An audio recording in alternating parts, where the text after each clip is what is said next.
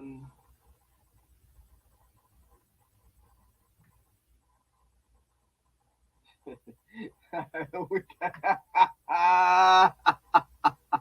And we got our trolls. you know, I mean, you know, that lets me know I'm doing something good. See, I don't get mad at the trolls. You if you don't have haters, you're not doing something right. Okay, so you gotta have. Oh, no sound. Oh shit. Let me see.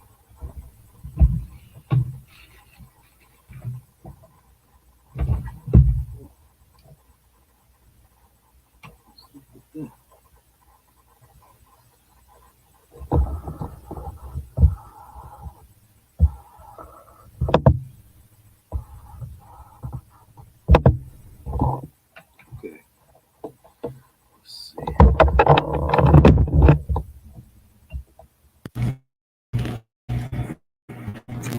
Can y'all hear me now? Okay, you hear me now?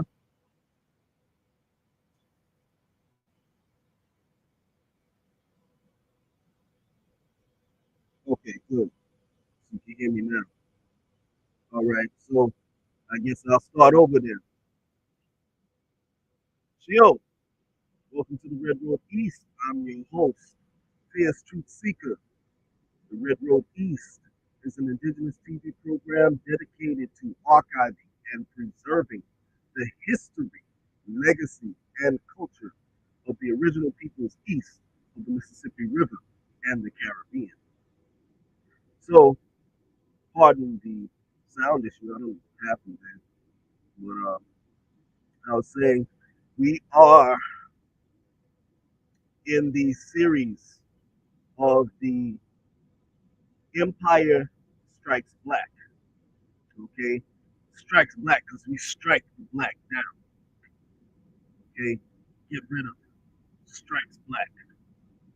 Okay, and we're dealing with reason why the series is called the Empire Strikes Black is because what we're dealing with is the empire. Okay, the Moorish Empire. Okay, and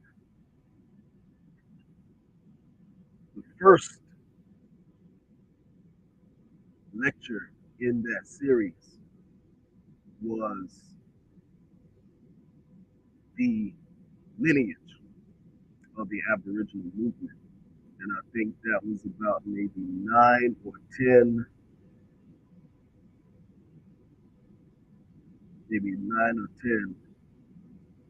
lectures in that one particular series.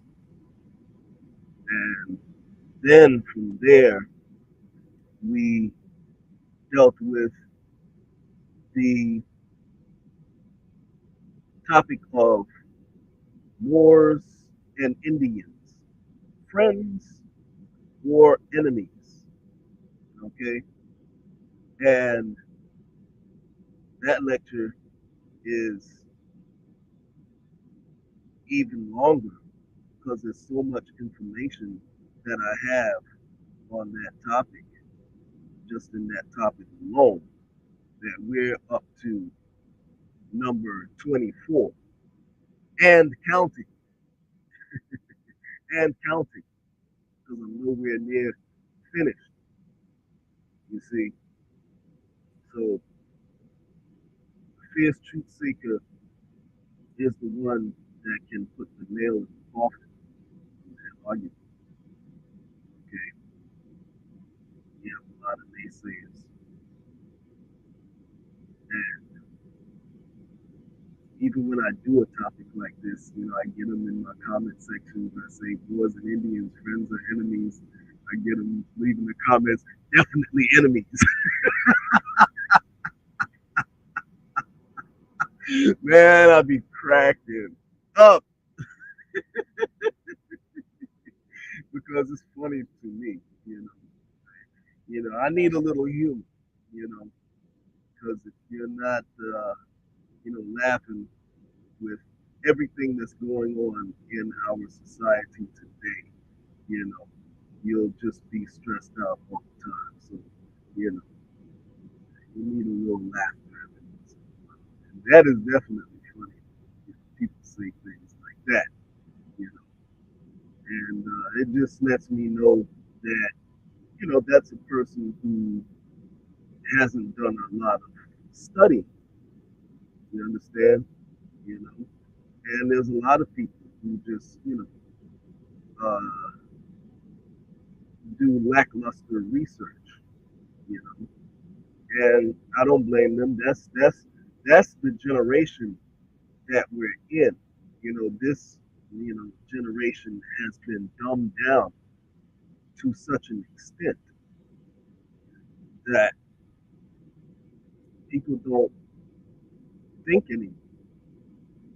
You know, everything we're in the microwave generation. Everything is the click of a button. You know, click of a button, instantaneous. Nobody wants to put in sweat anymore. You know, they just go to a YouTube channel for their information. How do you know that that person that you're listening to on YouTube is giving you accurate information? Okay, you're going just based on that. Nobody wants to read books anymore, you know, and that's, you know, I get these people coming, leaving me messages, and you know, saying this, that, and the other, and you know, when I ask them, well, how many books have you read on the topic? Or, you know, I don't need to read books, blah, blah, blah, blah, blah, blah. You know, you don't have an argument then. If you don't want to read books, what are we talking about? You know, we have absolutely nothing to talk about. If you don't want to read books, you know, that tells me that you're incompetent. You know, anybody who says they don't need to read books, they're academically incompetent. So, what in the world do we need to talk about? We don't need to talk about it, you know, because what you're saying is you're just talking out your ass. At that point, you know, you're telling me what you feel. What the hell do I need to know about what you feel? So what?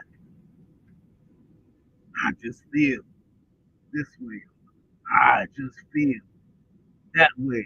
You know, my spirit tells me blah blah blah blah blah blah. Fuck, I want to know that for. Excuse my expression. You know, that's between you and your maker. You know, I don't need to know what your spirit tells you. My spirit tells me shit too. You know, so what? You know, people come with all kind of foolishness. You know, but what type of research have you done? That's what I want to know. You know, what books have you read? You got a lot to say, but I want to know where is your information coming from? You know, I don't want to know about, you know, oh, you know, you looked at so and so's video and they said the laws of this and the laws of that. You know, well, what do you have to say? You know, you have to fact check behind people. You know, because you got to remember, number one, a lot of people have, oh, the volume. What's going on? I never had this problem before. Is this a YouTube thing or are they messing with? I mean, or is it a StreamYard thing? What about now? Can you hear me better now? Let me know. Put a one up in the chat if you can hear me better now. How is the sound now? How is the sound now? Is the sound better? Okay, good, good, good. Yeah, I was basically saying that, you know, a lot of people when they talk about this topic, you know, I get a lot of what people feel, you know. I don't give a goddamn about what somebody feels. You know, I need to know what research you've done, you know, what books you've read, you know. I don't need to hear someone's feelings, you know. So, you know, that doesn't impress me, you know, and I'm hearing, you know, I hear this too often, you know, and people have, what you got to understand is when you go just solely based on someone else's research, you know, you can be, you know, people have agendas. You know, I noticed that most of these people, you know, they are not interested in what the truth is.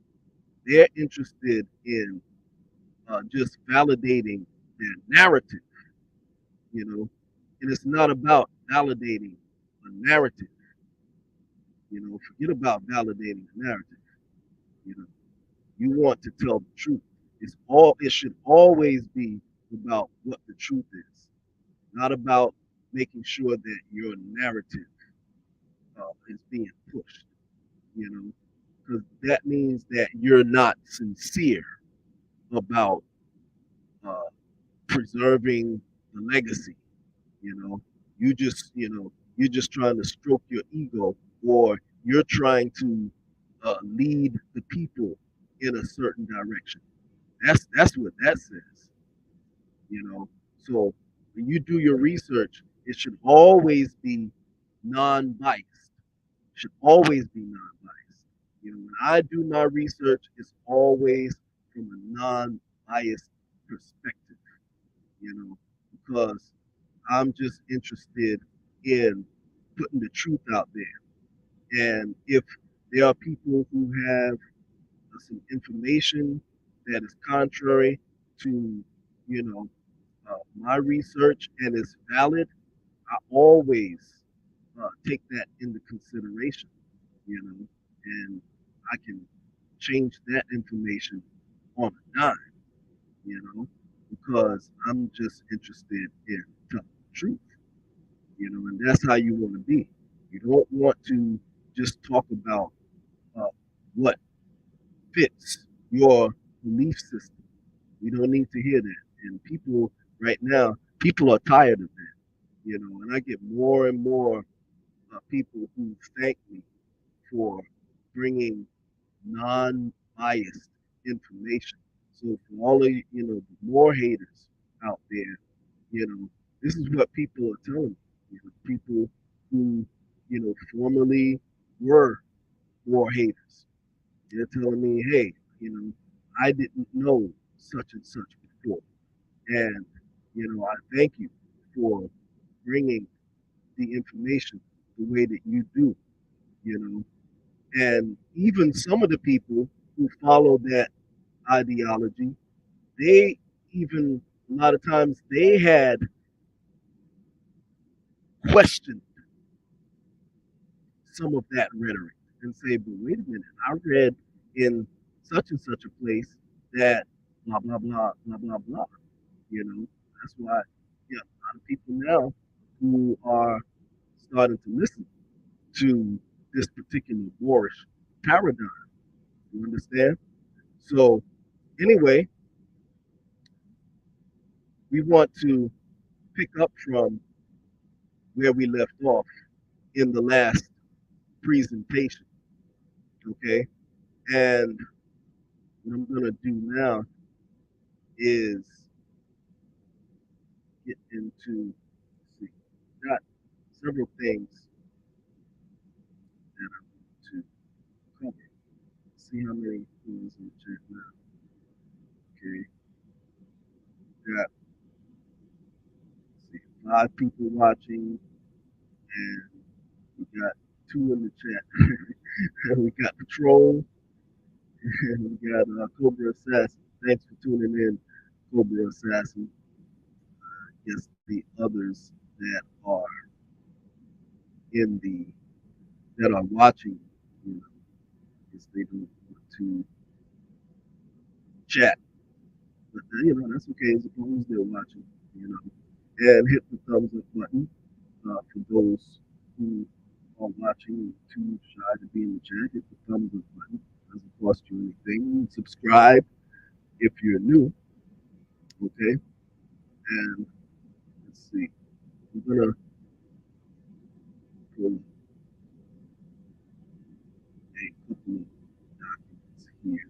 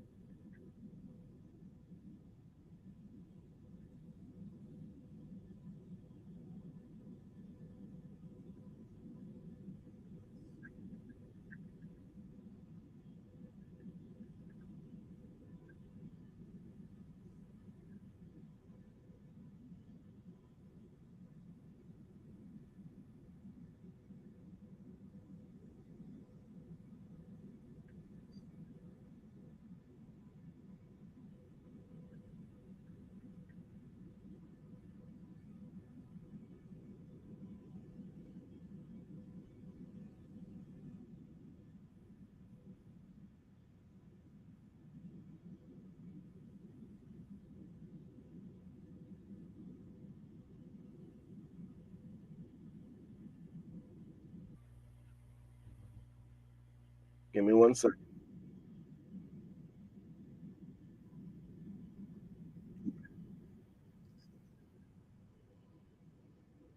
Thanks, there, Cobra Assassin. So, what we were talking about before is we're looking at the Moors who were indigenous to the Americas. Some people say there is no such a thing as Moors indigenous to the Americas. Moors are from North Africa. So those of you in the chat, when you hear that, you know that's a food talk, okay? Because when we talk about Moors, it's not just the Moors in Africa. And no, war is not simply a Greek in origin. As a matter of fact, second,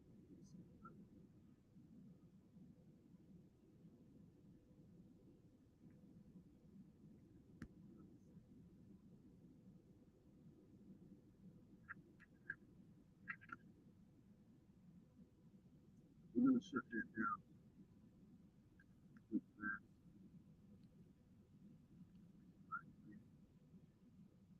Oh yes, this is very question for the last presentation. I plan to do it in the next lecture. Some of y'all will watch breaks, stuff like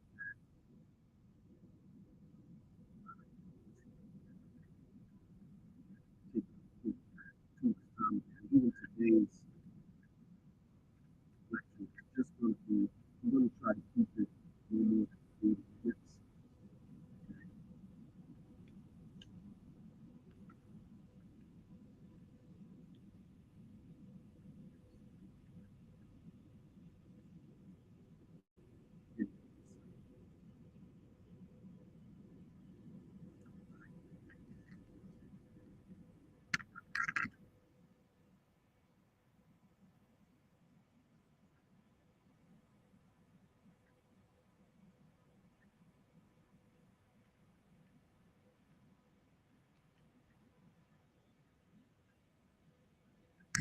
Okay, so we're going to shut that down right quick. Okay, I want y'all to take a look at this.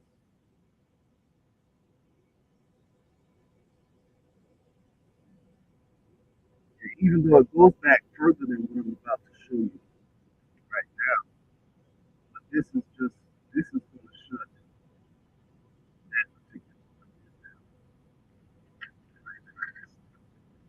So here we go.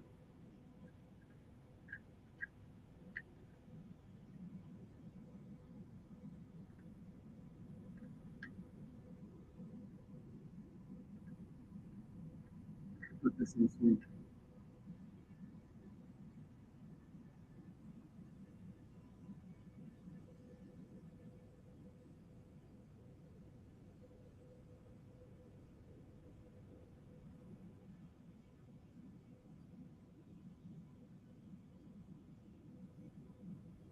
I didn't say this. So I want anyone in the chat, I want you to type this right here.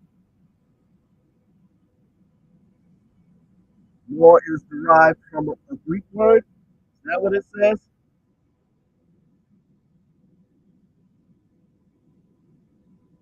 that what it says? War is derived from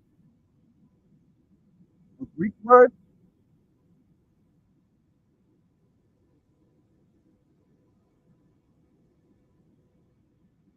War is derived from a Greek word.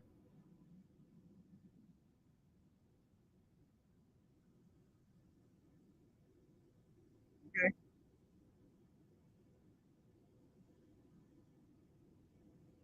So you have to shut down. You have to shut down foolishness. You know, people don't read. Okay. People don't read. You know, and you got a lot of people, they only read what suits their narrative. And I've met people like that, you know. Even some people, I've met people with channels who told me that. They go, oh, I don't read such and such, you know. That's that, such and such, such and such, you know. So, you know. See, come on with the fire, gumbo, the gumbo, the filet, that filet. Yeah, you remember that. All right. So, you know, so it says here,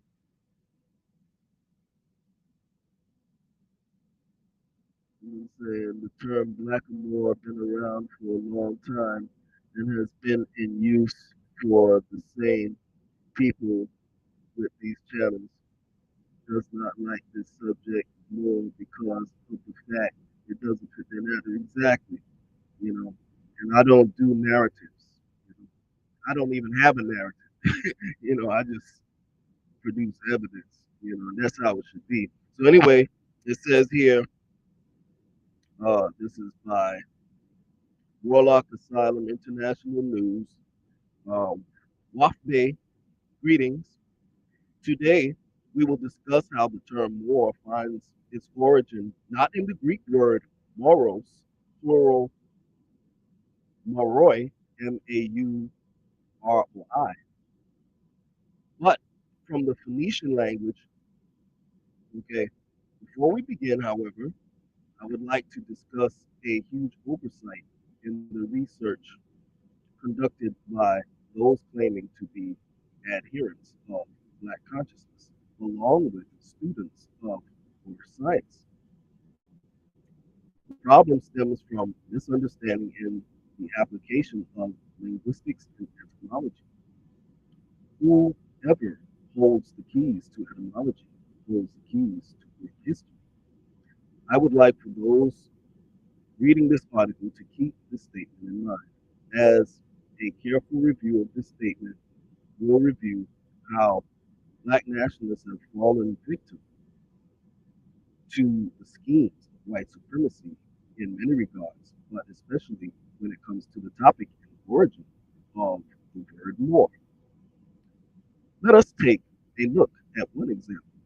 Do you realize how embarrassing it is to hear a Black nationalist use the term Proto Indo European language? Many people engaged in research and pseudo scholarship have quoted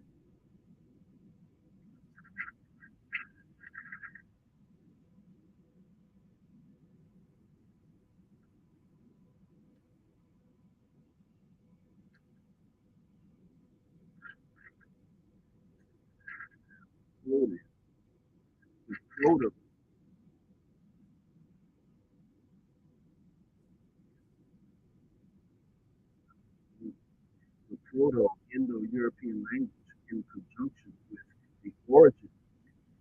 a word as it appears in many etymological reference works. However, there is one problem. The Proto-Indo-European language is a theory. There is absolutely no historical evidence of its existence. So why is it put in reference books?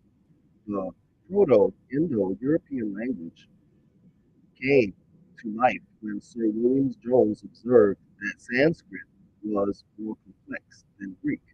Indeed, this was a serious problem as European scholars up until this time taught that Greek was the world's first civilization.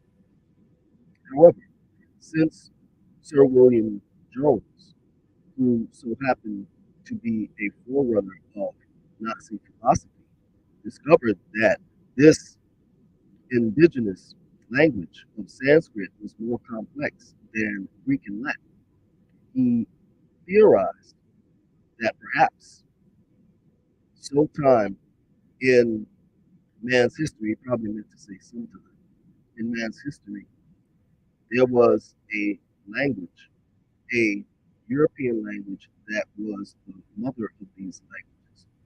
Thus, the Proto Indo European language was born. Notice what is mentioned in a Wikipedia article on the subject of the Proto Indo European language, which states, as there is no direct evidence of Proto-Indo-European language, all knowledge of languages derived by reconstruction from latter languages using linguistic techniques such as the comparative method and the method of internal reconstruction. Relationships to other languages, to other language families, including the Uralic languages, have been proposed, though all such suggestions remain controversial. Indo-European studies began with Sir William Jones and propagating the observation that Sanskrit bore a certain resemblance to classical Greek. In the Sanskrit language, he suggested that all three languages had a common root and that they indeed may all be further related in turn to Gothic and the Celtic languages. So here we have an example of a language that is made up and has no historical evidence of its existence, being quoted in etymological dictionaries and reference books. I've been having debates and discussions with linguists over this clear act of white supremacy with no aid from the Black conscious community or David Banner. A full report of my notes pertaining to the racist origin of Proto-Indo-European language can be found in a previous article that I wrote. What does this have to do with the origin of the term Moor? In the same manner that a make-believe language, such as Proto-Indo-European, is being used in reference books today in order to support the claims of European supremacy. So too did these same reference sources patterns their contents upon the theory that Greece was the world's first civilization. In other words, during the time that it was taught that Greece was the world's first civilization, all etymological reference material was edited to support this claim. So every word and term found in the known indigenous nations were all given Greek origins because to do otherwise would shatter the theory that Greece was the world's first civilization. Hello? So all of you out here who are knocking wars and saying, yeah, wars are North Africans And the term Moor, it goes back to Greek and all that. All you're doing is showing that you believe in so-called white supremacy. So everyone in the chat, when you hear people saying this, just realize and also point out to them that they are proponents of white supremacy. Let them know that they believe in white supremacy. Okay. Oh yeah. Oh, so you're a white supremacist.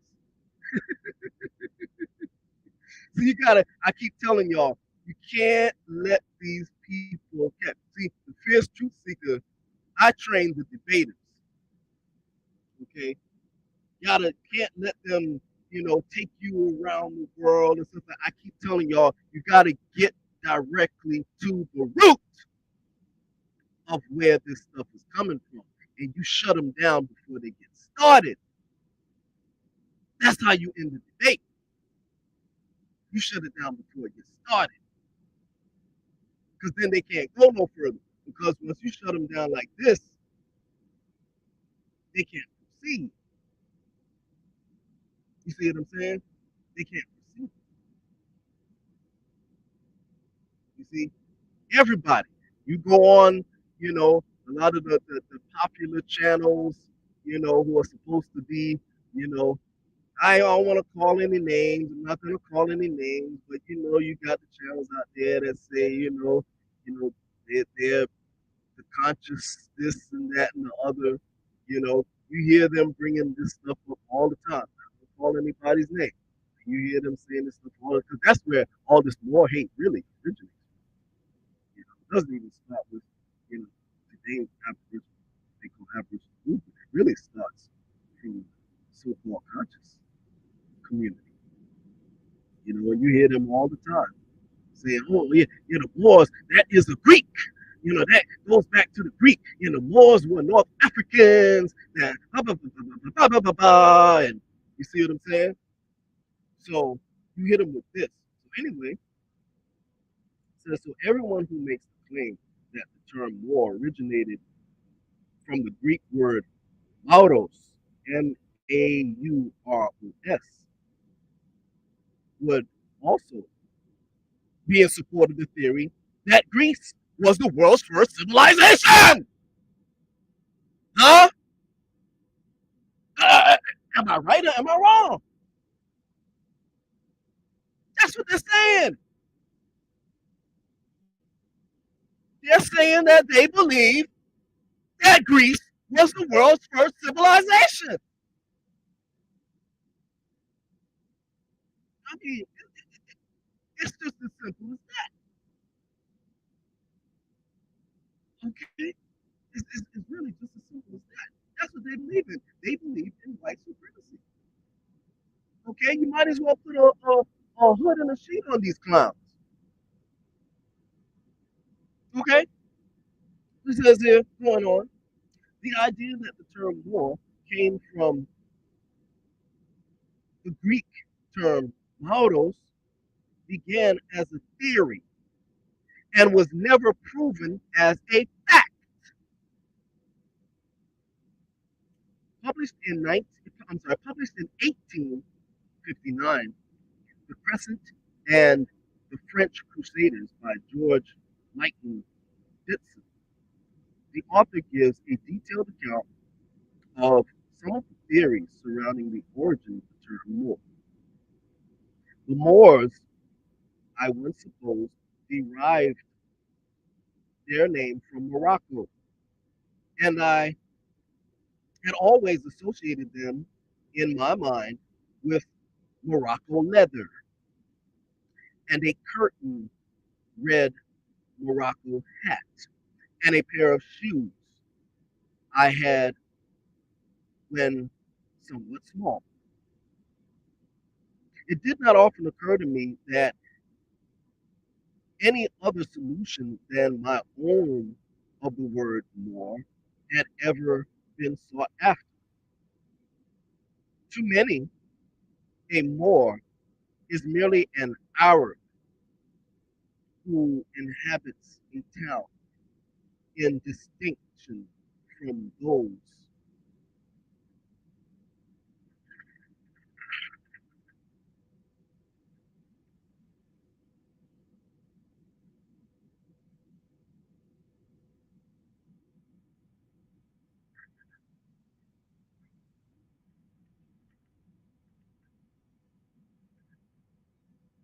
in distinction from those who live in tents. Bochart derives their name from the Phoenician Mauharim, signifying the last or those at the extremity of the earth. Hmm. But Desbrosses thinks it comes from the Berber Moor, a merchant, a Berber Moor, More, a merchant. Dr. Shaw is inclined to the opinion that Moor and Moor is a form of Hebrew word signifying a fairy and applicable to this people because they lived near a ferry or straits of Gibraltar. But Hassau believes it is from the Greek Mauros, black. Here we can see that during the 1860s, the idea that the term Moor originated from the Greek word Mauros was in fact a theory. Okay, only a theory. Okay, merely a theory. That's all. Okay. What I also found interesting about Ibsen's work is that he discusses the existence of a great deal of animosity between Arabs and the Moors, which illustrates that people of that time period made a clear distinction between the two groups. In my last letter, I asked the question, okay, you know that the original Arabs were indeed highly melanated people, so that's where you know, we got to make that interjection and correction there.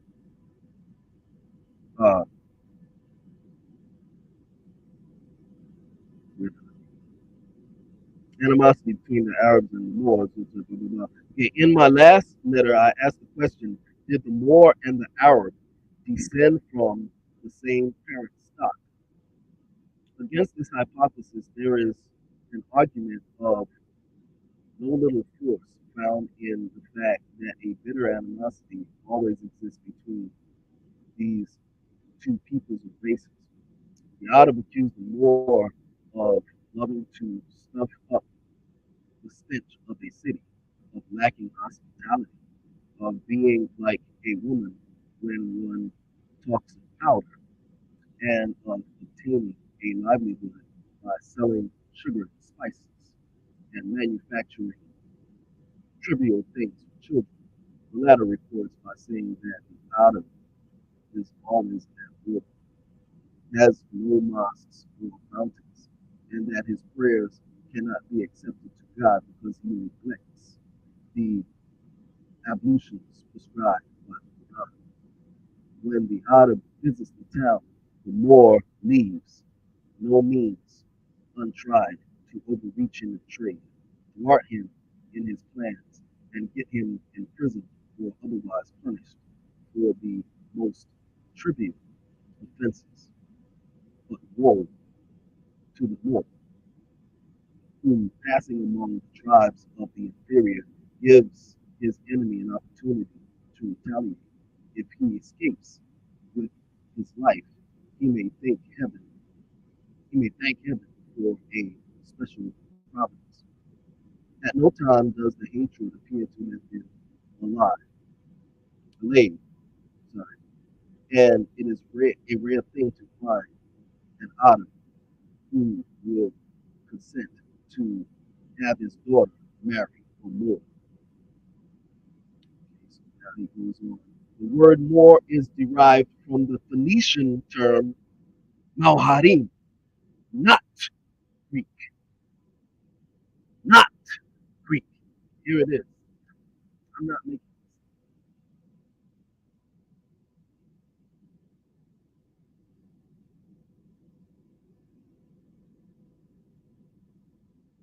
they say, oh, he's just making that up. Okay. Now that we are aware of the etymological tricks of bigoted scholarship, bigoted scholarship, bigoted scholarship, the tricks of bigoted scholar. Oh, the mic is chopping. Oh, thank you.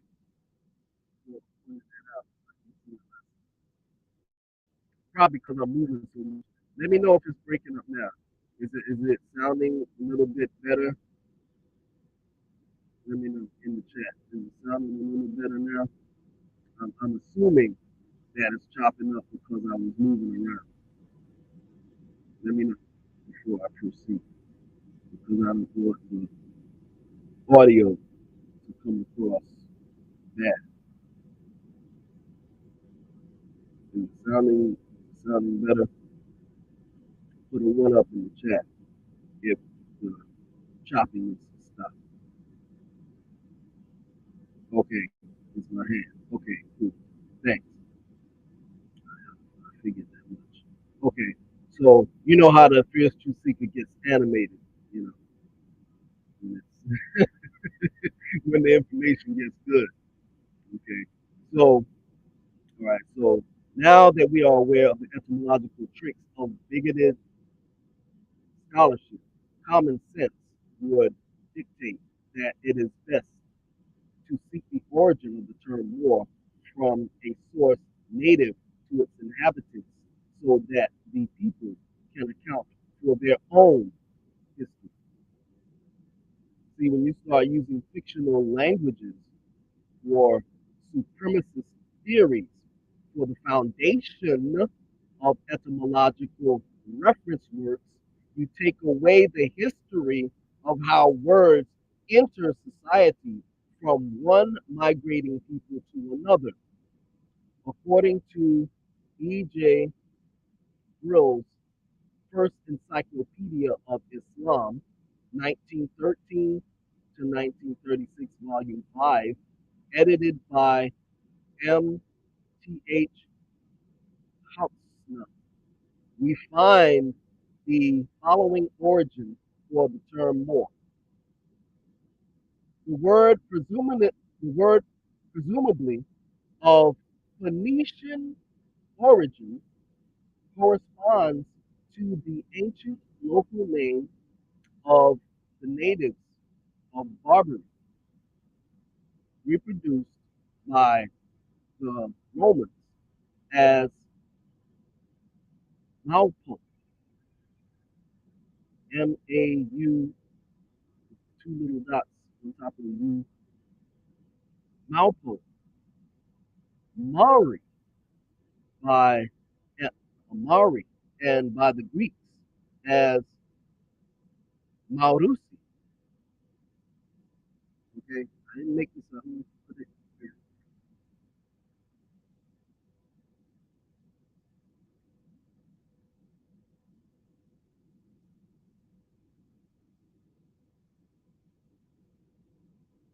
Okay, see it right there in bold and black letters. I don't like to just talk. I like to show receipts.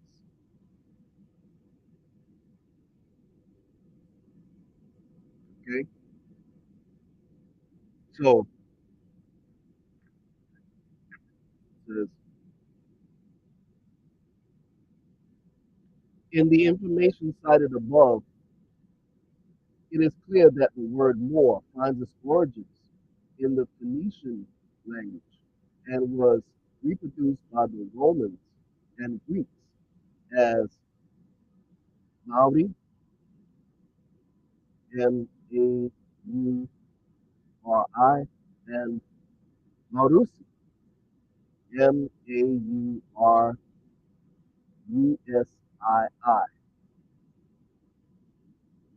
Okay, this makes sense as Hannibal Barker was a general of the Phoenician Canaanite state of ancient Carthage. Another interesting feature about this citation is that it is based in part on the histories written by Strabo, who lived from 63 BC to AD 24, which shows you how far back the history of Moorish people can be recorded. The first encyclopedia of Islam continues.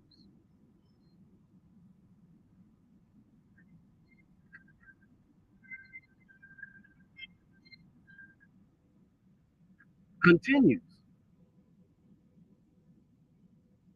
Let's see, that's page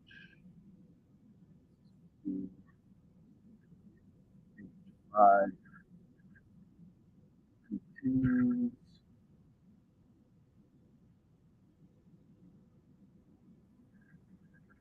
Page 5.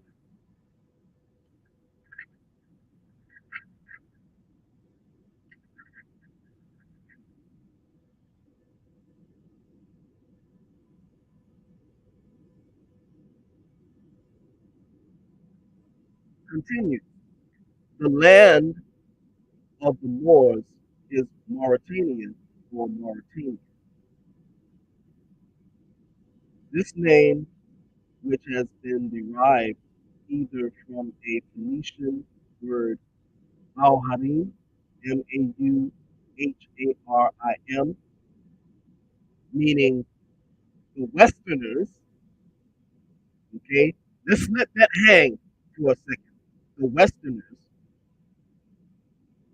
the Westerners, do you see where I'm going with this here? The Westerners,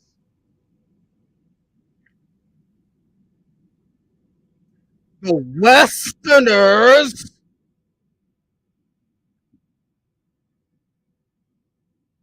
the Westerners, let's just let that word hang. Do you see where I'm going?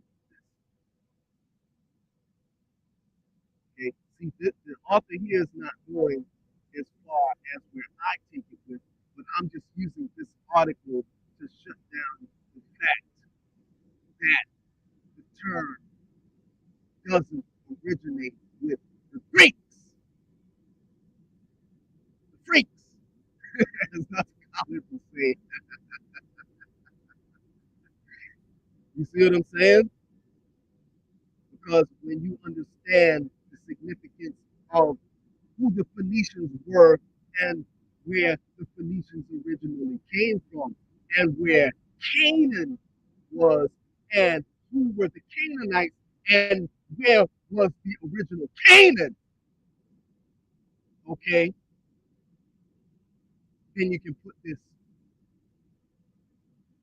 in its proper perspective. But I have to decode it.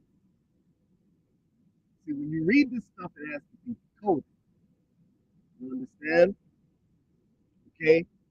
And why Prophet Noble Ali said that we were Canaanites,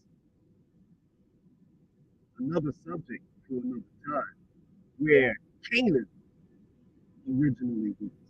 Remember, America is the whole world. Okay? So all the people, when they come to you with that foolishness about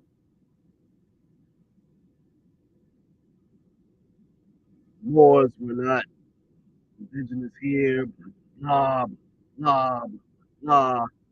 Oh, okay, so you don't believe that America is the whole world. Brother, you know that America is the whole world. See, when they say that, okay, that means that a lot of them will talk America being the whole world. But they don't really believe it. No, they don't. No, they don't. No, they don't. Because if they did, they wouldn't make such foolish statements. Okay? I've got documentation to show you that even the original Africa was over here in the old world. Another subject for another time. Okay, so far in this 58 minutes that we've been going so far, we've shut down a lot of nonsense, man. Nobody should ever come to you with that foolishness ever again about uh, war being a Greek. Sure. Okay. So anyway, let me proceed with the article. Oh, look, before I proceed, let me.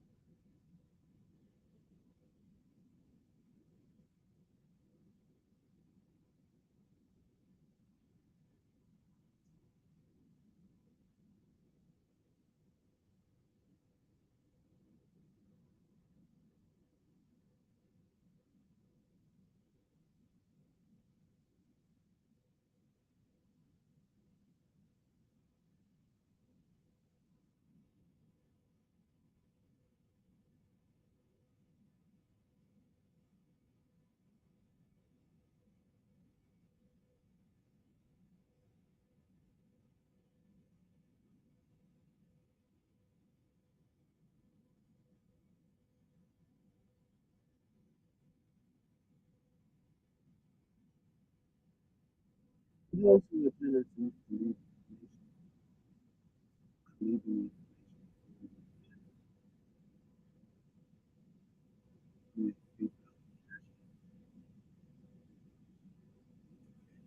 so that being said, so so it says here, this name Moor has been derived either from a Phoenician word, Mauharim, Mauharim, the Westerners, or with more probability of a name of a tribe living before the Christian era in North Africa. At a later date, by extending the application, Europeans have given the general name of Moors to the Arabo-Berber peoples of Mediterranean and Saharan Africa. The gradually, you may probably meant to say they, then gradually they came to distinguish out of this mass the groups with which they came into frequently more contact. Tripolians, Tripolitans, uh, Tunisians, Algerians, Moroccans, so that the name Moors came to be limited to people of Spanish, Muslim, Jewish, or Turkish origin of North Africa, and particularly the nomads of the Sahara. When we read with care, we can see how the application of the term Moor by European scholars has changed based on contact, but aptly after the fall of the Moorish Empire. Moorish description, Moorish description, Moorish description.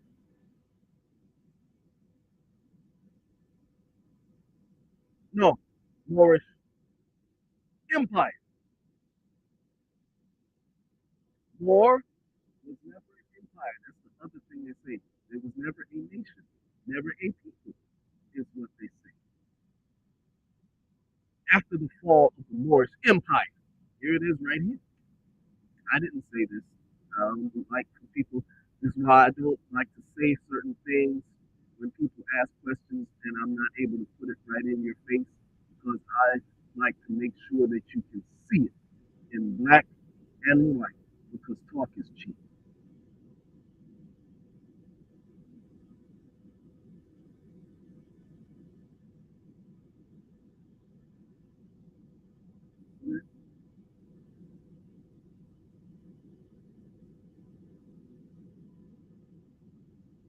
Okay? Okay? Moorish Empire. Perhaps this was too done to strip the history of a people away. Maybe, maybe not. David Banner recently stated that he has more important things to think about than the use of the term black, just to paraphrase his response to a Moorish brother. And yeah, so that that kills all arguments right there. Okay, that kills all. I mean, you know, what else is there to argue about? And even with that, and those who may be looking for that article, uh,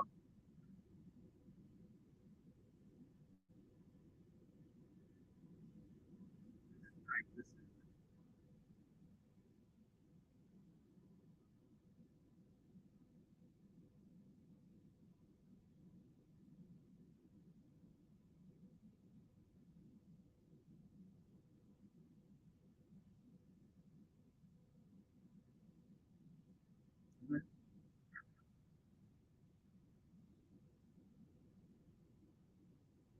okay, that kills all arguments. You know, game over. Okay, so with that being said, let's see what time is it? I don't want to go too long. I got a lot more to share. Much more time. Actually, you know what? Yeah, I'll just cut it here because it's getting late. I don't wanna, am I holding y'all? There's only four people. Well, really four people watching. So I know probably a lot of people. You know, they're probably not doing things of that nature. And if I start on another topic that may go into actually, I probably can't because actually, I gotta remember my StreamYard. See, I have the free StreamYard, so they only give you a certain amount of time to free account. So I'm not gonna be able to do this. Then what you have to do, you have to wait for until the fifth of the next month. Then the cycle starts. And it starts with your minutes re up. So you won't be able to take too much time. Let's see. Maybe I'll try to do like maybe 10, maybe 15 more minutes. You want me to do 15 more minutes? I'm gonna do 15 more minutes. I got a whole lot of stuff to share. You want 15 more minutes or you want to just cut it here? Let me know in the chat. 15? Okay, Cobra Assassin says 15. All right. Anybody else?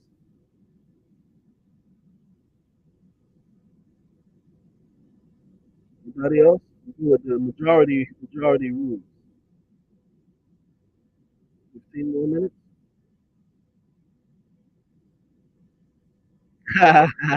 UTLS said 20. Oh man. Yeah. Okay. And cousin Almanasa says 15. All right. So yeah, I'll do 15 more minutes. I would like to do 20 more, but you know, that's business to take care of too. But anyway, yeah, let's get into it. All right. Give me 1 second. Let me pull up. pull up some documents here. Give me 1 second. Like I said, I can do this all day long. I can do this all day long. I told you, people know. A lot of people think I'm exaggerating when I say this. I can do it. All, I can literally do this all day long. You know, I can do it all day long. Let's see.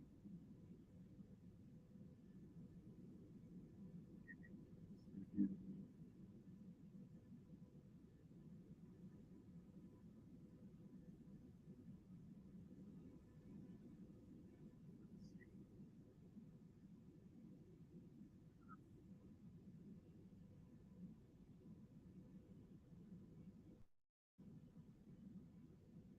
give me 1 second. I'm uploading uh, files to share with you.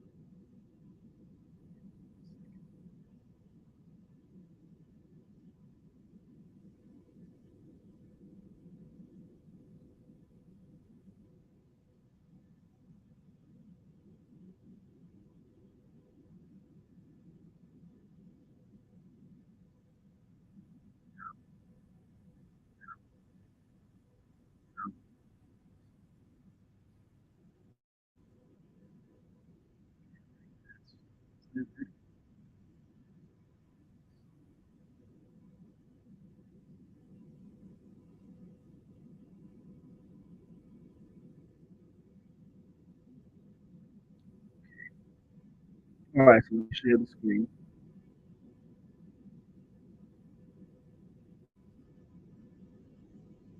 All right, so before we were talking about the connection of the Moors in Europe, and remember, the fierce truth seeker is the first one to put the pieces of the puzzle in chronological order so that you can follow the footsteps. Okay? We're following the footsteps. Following the footsteps. Share, share, following the footsteps. Where is this picture?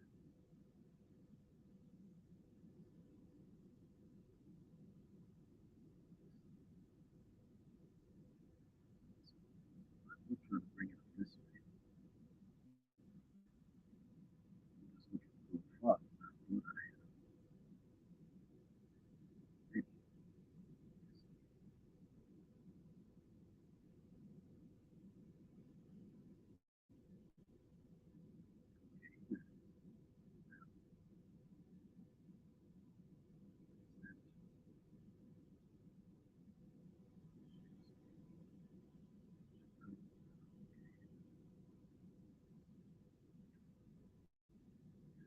Okay, so we were talking about Moors in Europe being, I'm not saying that all of the Moors in Europe, I'm saying that a portion of the Moors that were in Europe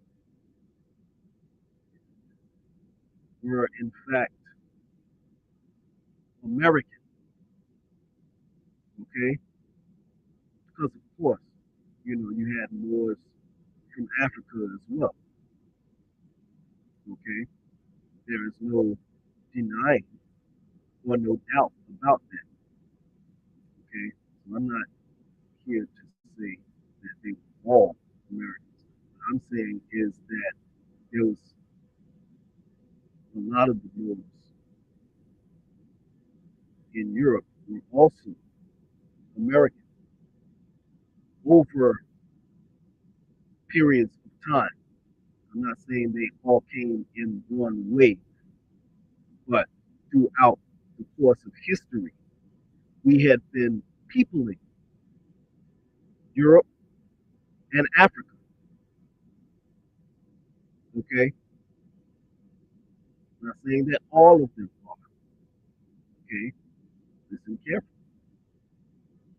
Okay, so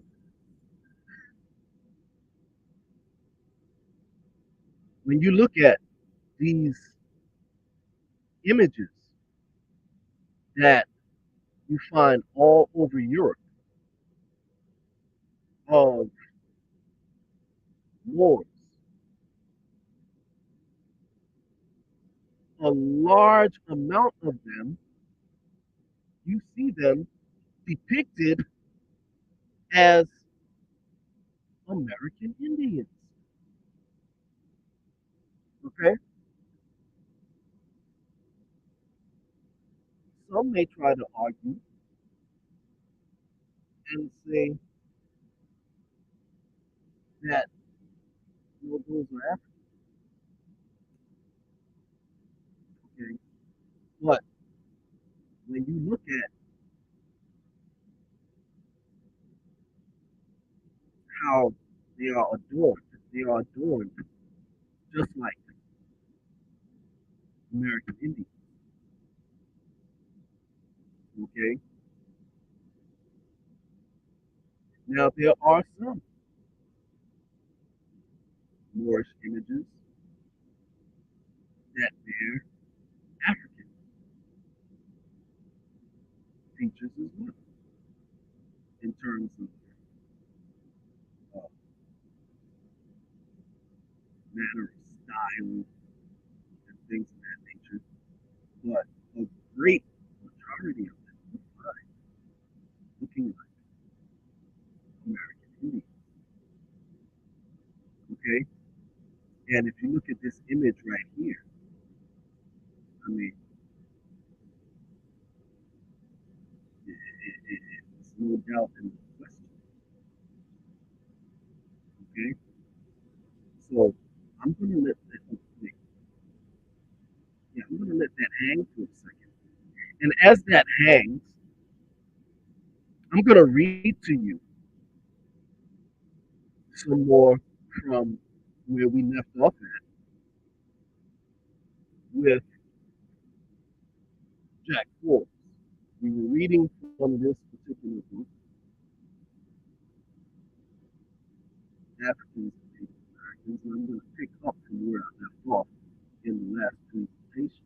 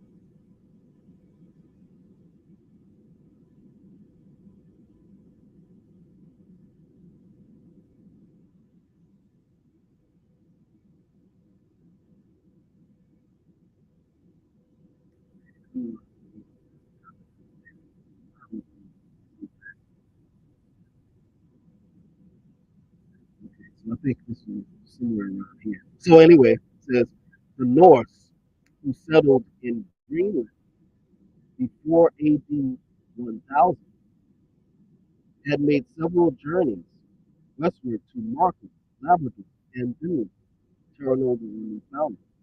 In 1009, they captured two young Americans in Markham and carried them away to Greenland, and in all probability to Norway. The Norse sagas state those boys they kept with them, taught them their language, and they were baptized. They gave their mother's name. Okay, yeah. We read that part. So let's skip down. So thus in the year 1000 or thereabouts, we have a record of the first Americans to reach Northern Europe, and that's recorded, to reach Northern Europe involuntarily, not voluntarily, but taken, let's say, involuntarily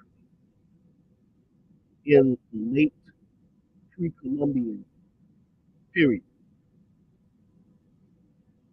The Norse of Greenland and Iceland thereafter made visits to Markham to obtain timber and other goods.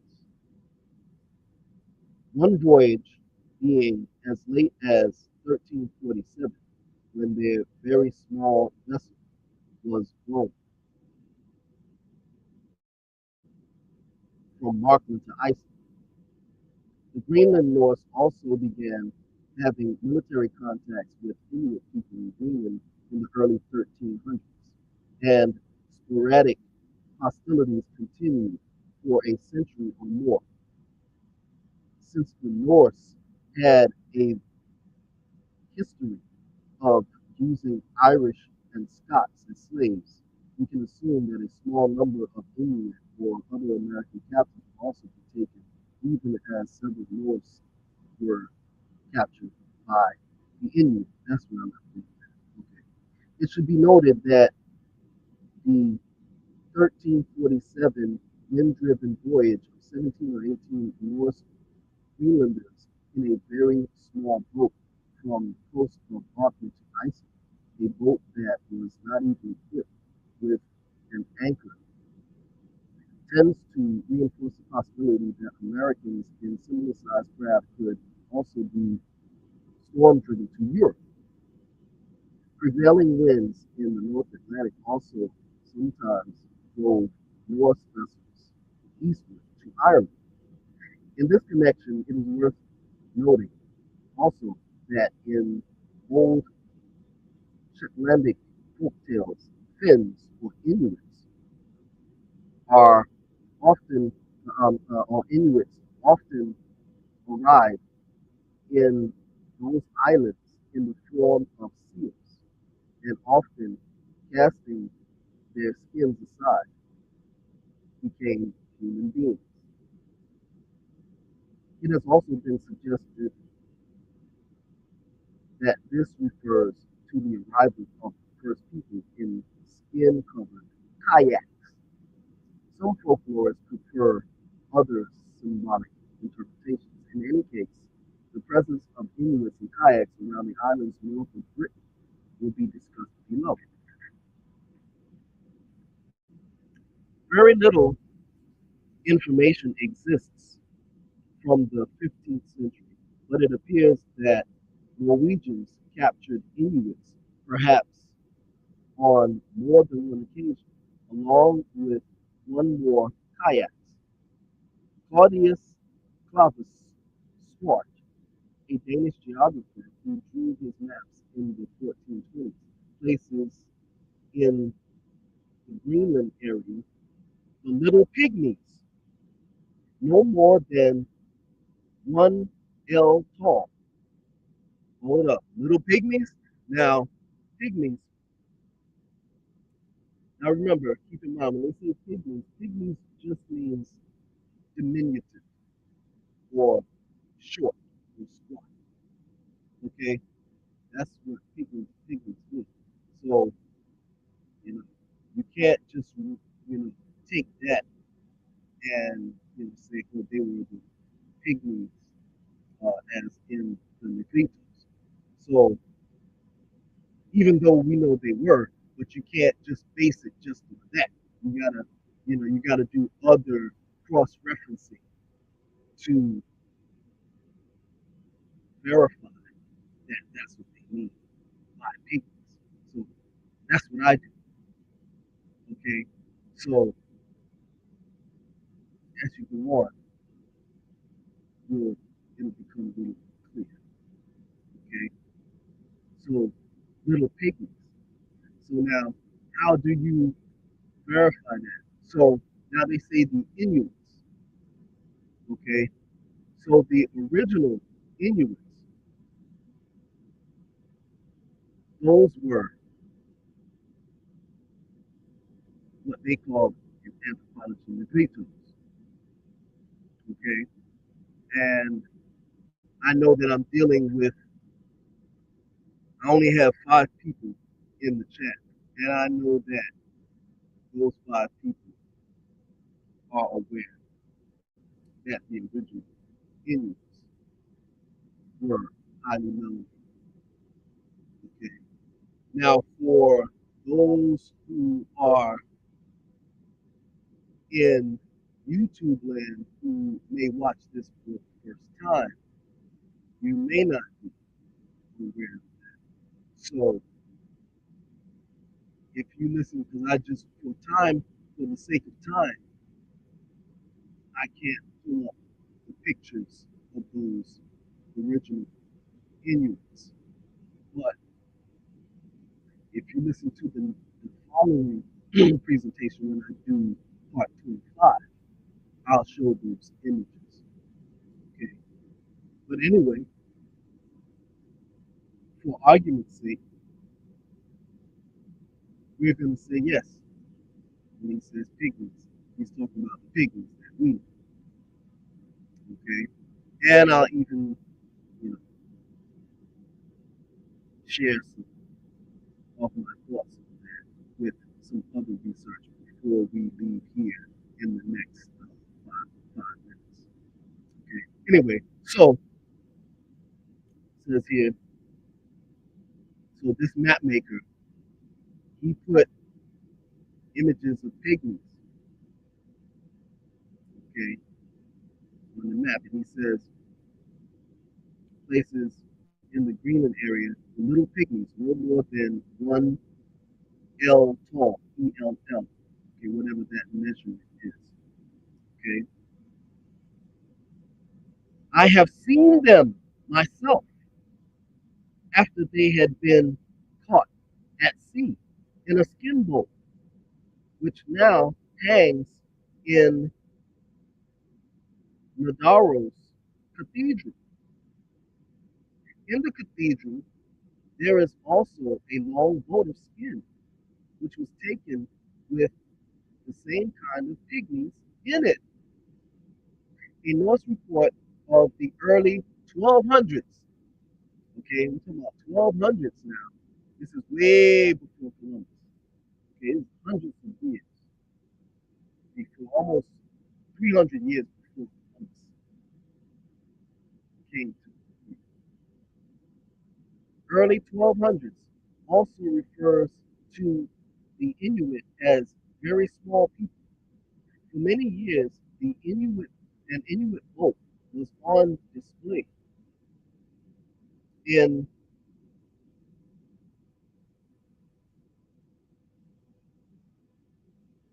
Tandana's cathedral in Norway, mispronouncing that word.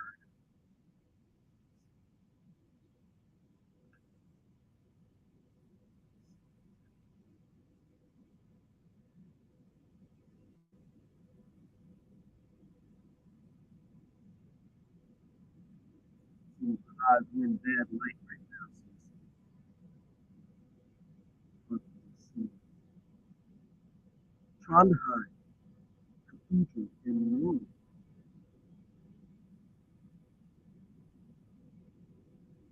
Most certainly, we have a record of Inuits being in Europe in the early 1400s, a century after Claudius Swart, a German, Jacob Ziegler, met some Danes and Swedes in Rome and learned about the pygmy predatores, or Inuit predators. Other European nationalities also seem to have come into contact with Americans before 1492. One author mentions a voyage to the Greenland Labrador area in the early 1000s, allegedly made by some mariners of prizes. They were cast on rocks and took refuge on the coast. They saw some miserable looking huts hollowed out in the ground, and around these cabins, heaps of iron ore. But as they turned to their vessels, they saw coming out from these covered holes deformed men as hideous devils with bows and slings and large dogs following. And when they say devils, they're always talking about our people. That's how they refer to us. That's a code word. You see that, you know, in history books, 9 out of 10 times they're talking about wolves.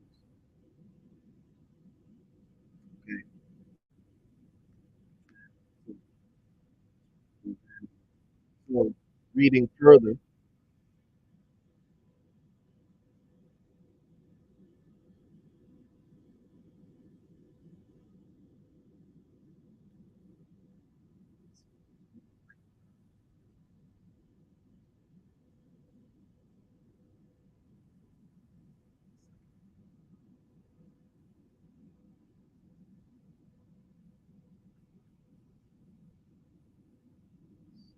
okay, so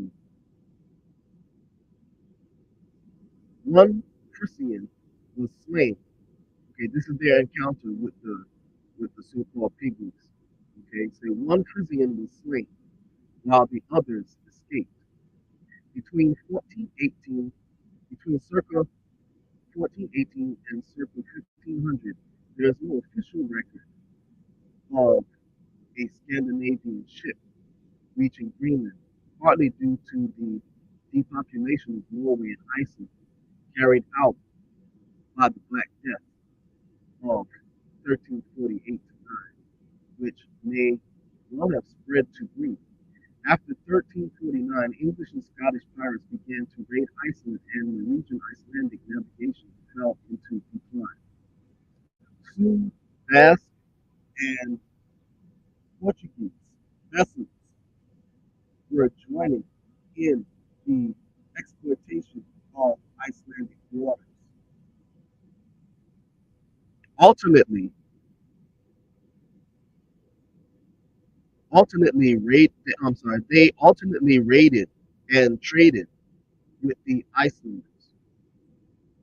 It appears that also some ships, probably Basque or Breton, Britain, visited the surviving Norse in Greenland between 1400 and 1500. Now remember what we said about the Basques. The Basque language doesn't resemble any language in Europe, but it does show affinity with American Indian languages. Okay, so it's very likely that Basques, these people they're talking about here, were descended from Americans that went over there long, long before these dates that we're reading about here. Again, Remember, we were peopling there in waves of migration, waves of migrations. Okay, so again, let me read. It appears also that some ships, probably Basque or Brit, visited the surviving Norse in Greenland between 1400 and 1500, since European goods of that period have been found in South Greenland Norse archaeological sites. It is also believed that by at least one historian of Greenland that Basque pirates may well have exterminated and carried off the last Norse Greenlanders in circa 1500. On the other hand, European reports um, that it had simply, reports that had it simply that a pagan or barbarous fleet from neighboring shores had carried them off, suggesting perhaps a move to Newfoundland or Labrador. Certain vast traditions point towards their having made contact with Newfoundland in the 13th centuries at Iceland by 1400. Maps of 1436 and 1448 distinctively show a Scottish island, Codfish or Bacalao Island, west of Iceland, which undoubtedly is the same island which later came to be known as Terra Nova when we found it. Extensive pre-Columbian contact cannot be doubted, even though there are arguments as to whether Basques or Britons or others first reached the area. The subject is extremely interesting for several reasons. One being the possibility that captives from Newfoundland and or Greenland were carried back to the coasts of France and Spain. Mm. It seems highly likely that vessels from Denmark and England reached Newfoundland in the 1470s and 1480s, but there is no mention of Americans being abducted. We shall, but being as there is no mention of Americans being abducted, we shall proceed to evidence relating to captives actually being taken. In November 1494, a German Dr. Geronimo Munzer wrote a letter to his impressions of Lisbon, Portugal. He says, he reported that there were many Negri or blacks in Lisbon, and that the king of Portugal had sons of Ethiopian kings with him for educational purposes. He also stated that habit item rex Negros, Nari, Uroris, Rufos, Negros, et Abnignos de Cario Idiomate.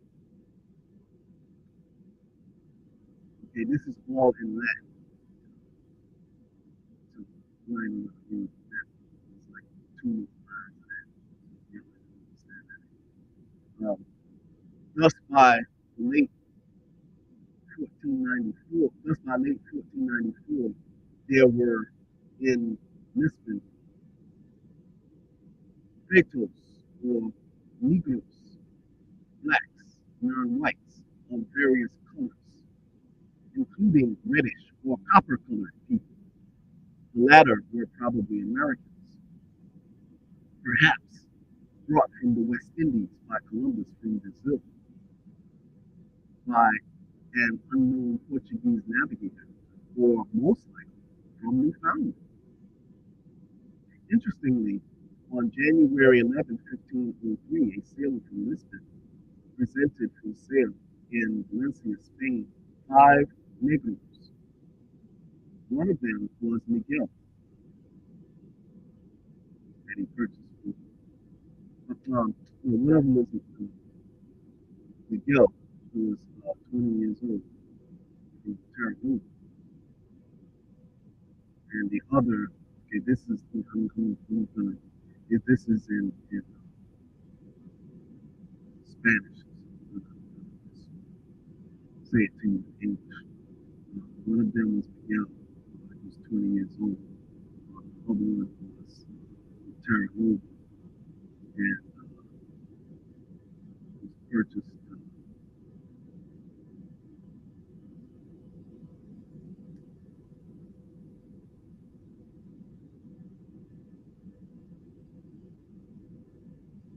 when he was a child. And this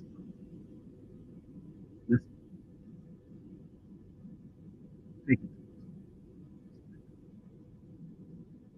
And in 1505, a slave named Moor, 16 years old, turned.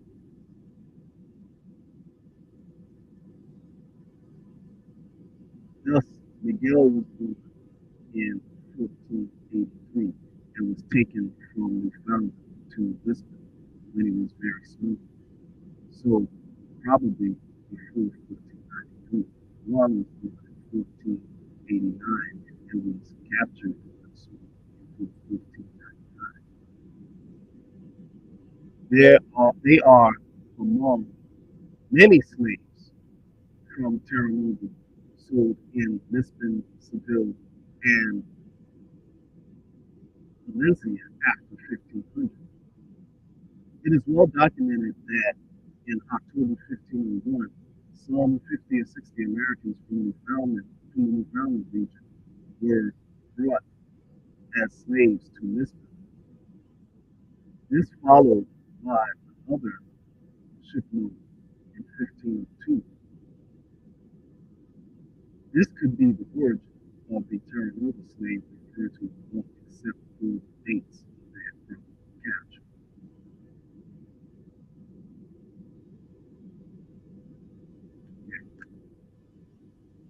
So I'm going to cut it in terms of reading. I'm going to cut it right there, and we'll pick up with the reading of that in the next presentation. What I want to do now is take a look at some images. So as you see the image right here, right? Take a look at this image.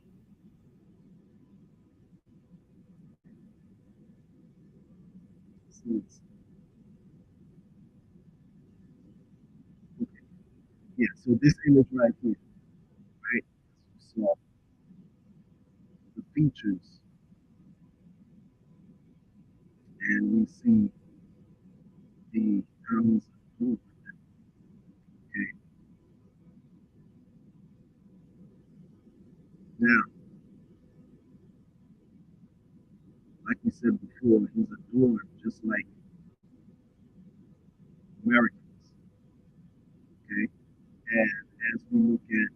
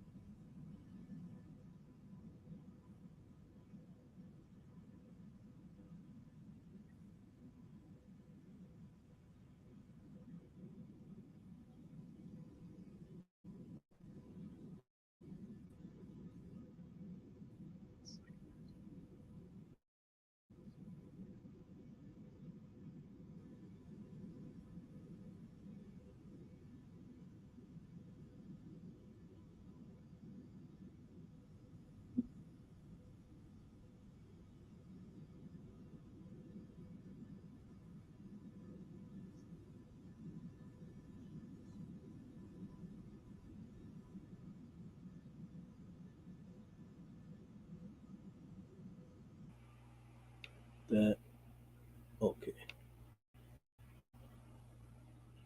All right. So this last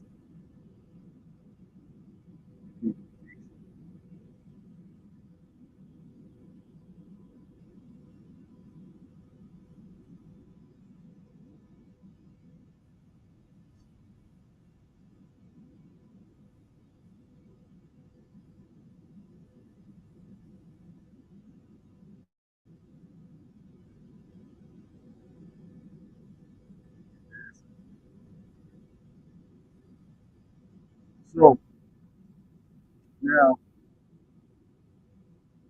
take a look. I remember these images last time. Right? Can you see this? My screen share. Looking at the computer.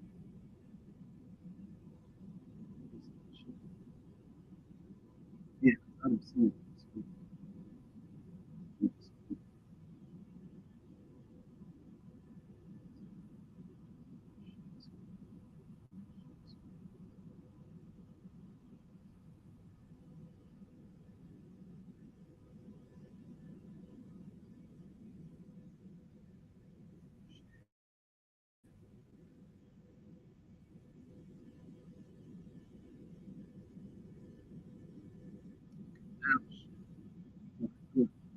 Okay, so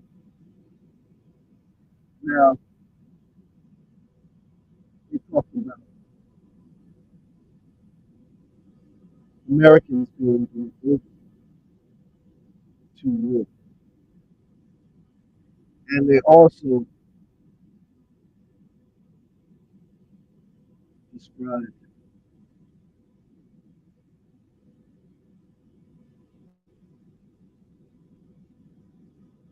pygmies. Okay, so as we know, the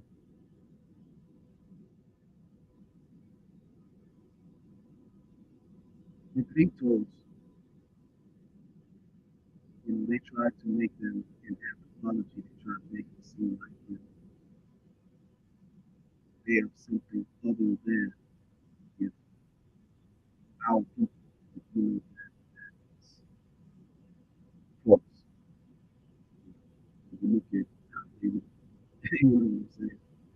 They try to say that they are dark-skinned uh, Europeans, all kinds of foolishness. Dark-skinned Asians. You know, they do all of these intellectual somersaults anytime you know,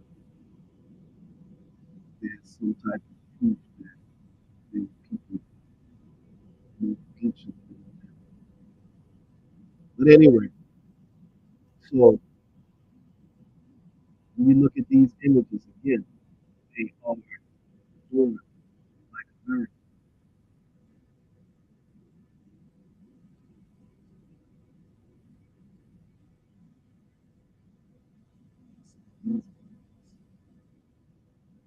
As well. Okay,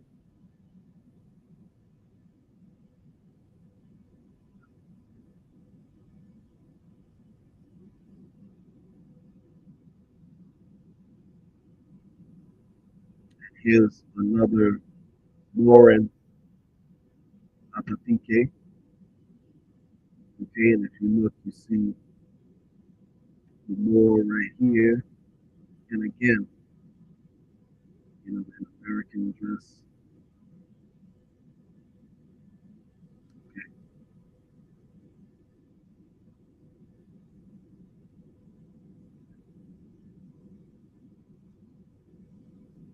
war images. You see the Moor's head right up here.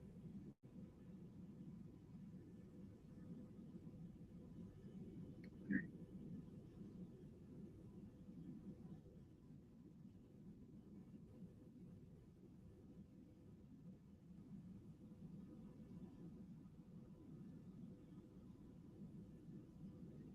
here. See, American dress. Okay, and there's a whole lot of these. There's a lot. There's a lot. Okay,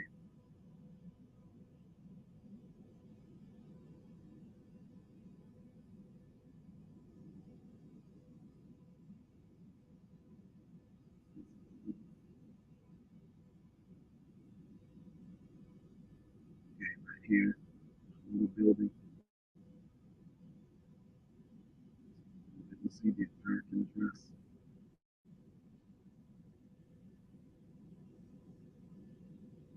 Okay,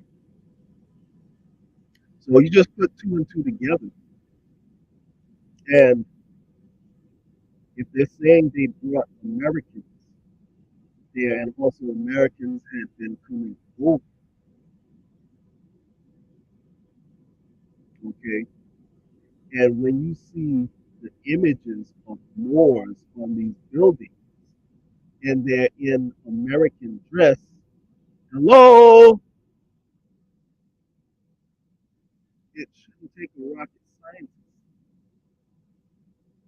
to figure out that those Moors that they're talking about were Americans. Not all of them, of course, some of them were Africans.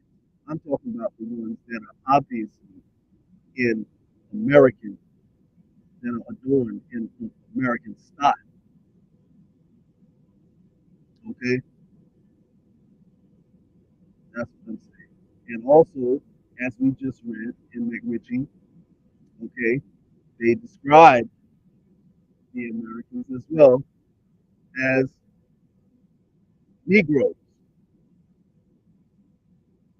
Okay, so you put two and two together even more, then you see it shouldn't be rocket science that Moors American. We already showed you earlier that Moor means Western, and that it doesn't come from Greek, referring to Africans. Okay,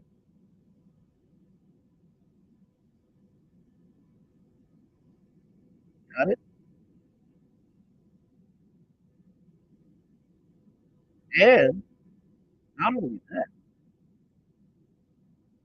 but when you look at these, well, let me not say that. I'm not going to give you everything right now. I'm not going to give you everything. I'm going. I'm going in some more places with this, you know, and I'm hoping that I'm inspiring, you know, people to take the class, you know, when I, next year, I told Firebird that we wouldn't do the classes until next year because I know that people are spending their money on the Turks that they carved up, Turks that they carved up on Thanksgiving, you know, and they're going to be, celebrating Christmas, buying gifts, and stuff like that. So we're all not taking in class during this season. So I told Firebird we'll do next year, you know, February, February, March. And of course, y'all are going to go out for New Year's and watch the fireworks. So, yeah.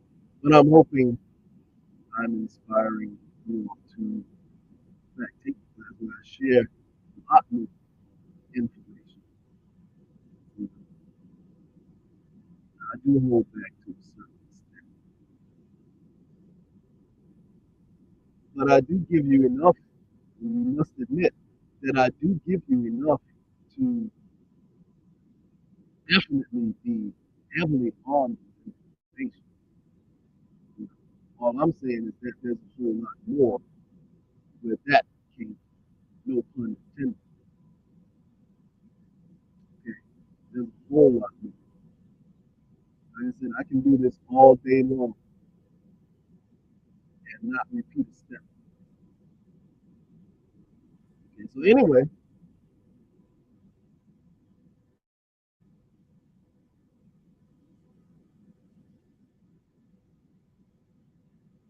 here's another image from Germany with Moors. Okay,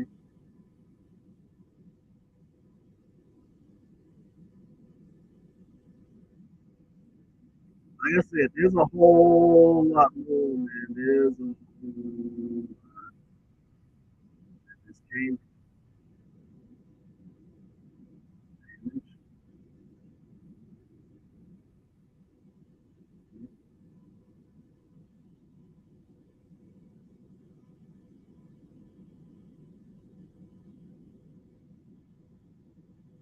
Okay.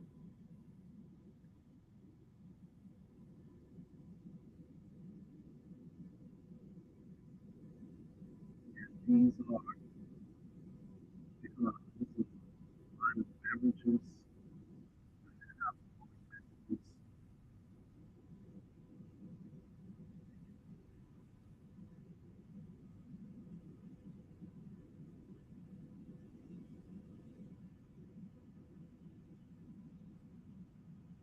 all the beverages with Moors heads.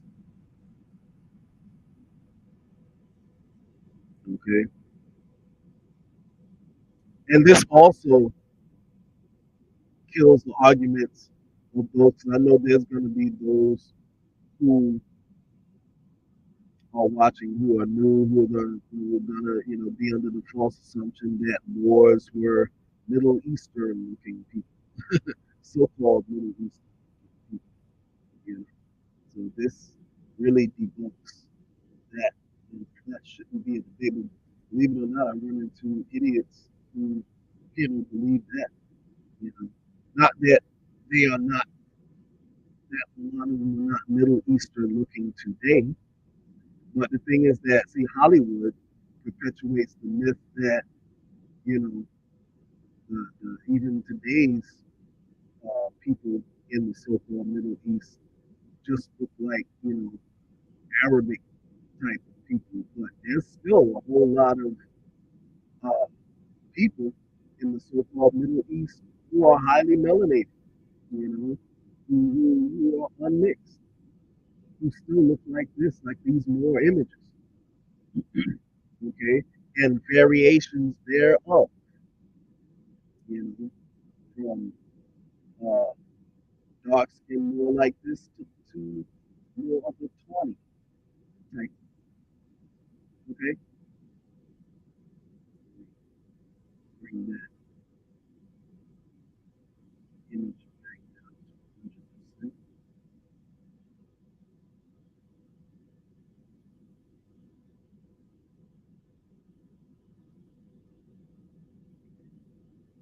And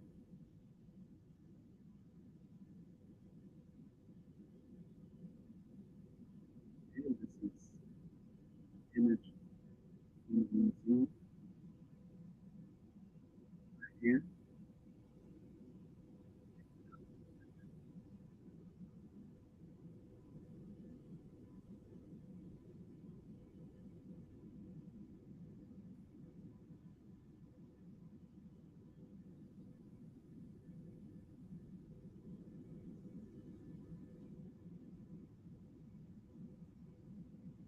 It's from the museum. You can see what's hanging from the museum. Look right here. You see the war right here. As you see, the dress is American, adorned just like an Aboriginal American. Okay,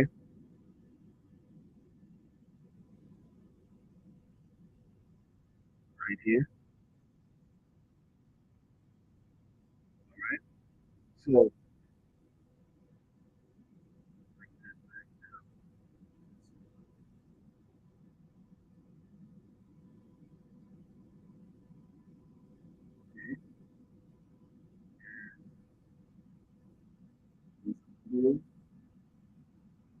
Moor house. Moor's house. This is on another building. Okay. While all these Moors all over, you see them looking like Americans.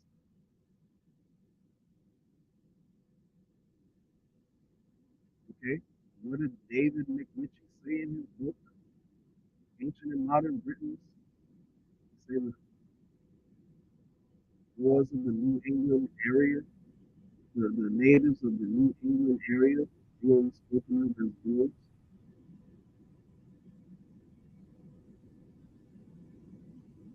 Okay.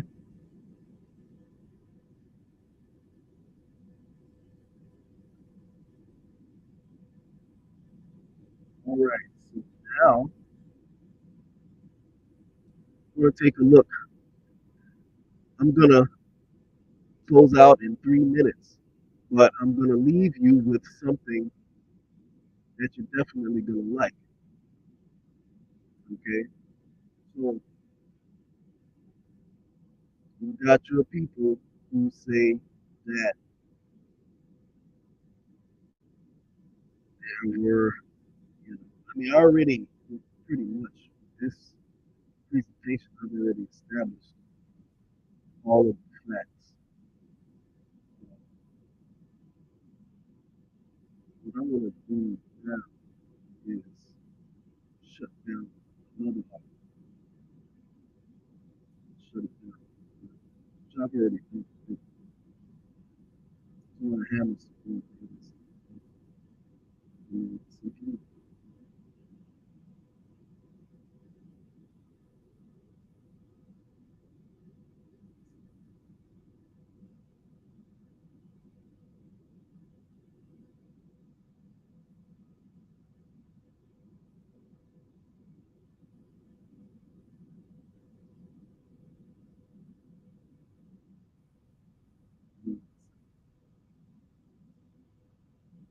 what do y'all think so far about the presentation?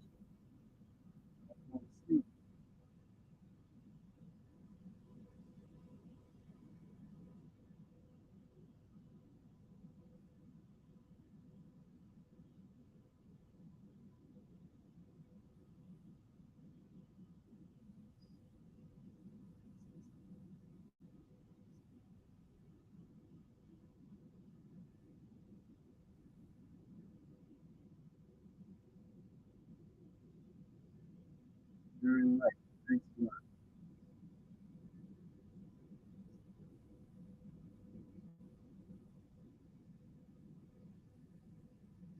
Like I said, I got so much information. We can do this. We can time minutes for StreamYard and stuff like that.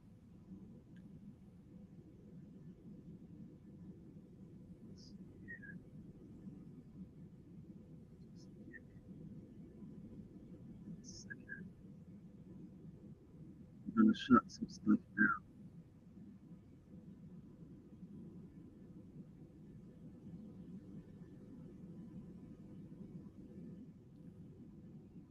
I'm gonna shut some stuff down. I just want to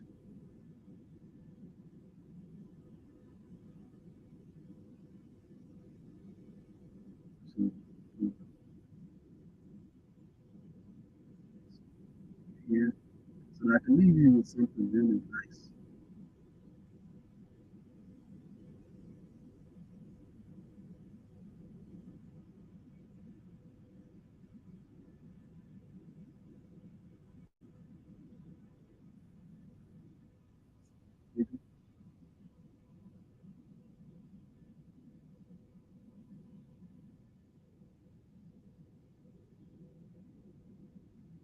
Okay, so you have those who will say that there were no, there was no such people here in the Americas, wars, this, that, and that.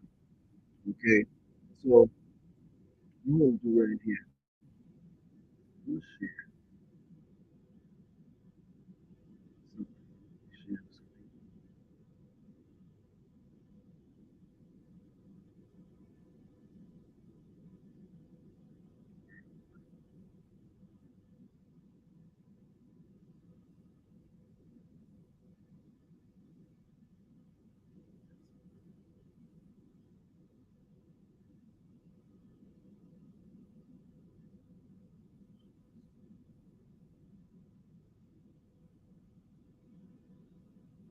Okay, here it goes.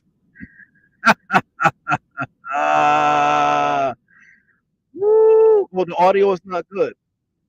Okay, let me know if the audio is better now. I have my mouth away from the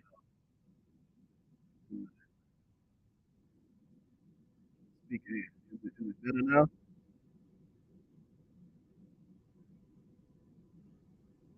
Is the audio better now? Okay, thanks. All right, so here we go. Here we go. For those who say there were no people here for me,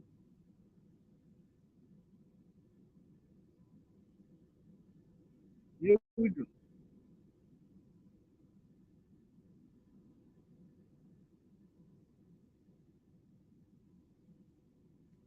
All right. Now, this is a piece of clothing done by a particular tribe, the tribe called the Kunta Mora. The Kunta, I'm sorry, Kunta, the Kuna Mora Indian tribe. Okay. When you read here to the side,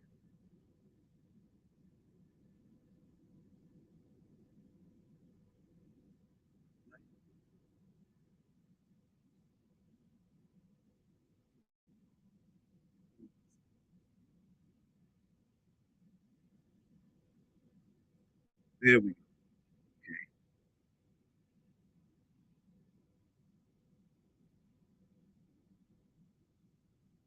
Okay, so this is a handmade cloak, square textile or mola from the Kuna Mora Indian tribe. The Kuna tribe is located near Panama, and these beautiful textiles are still being designed there. Okay,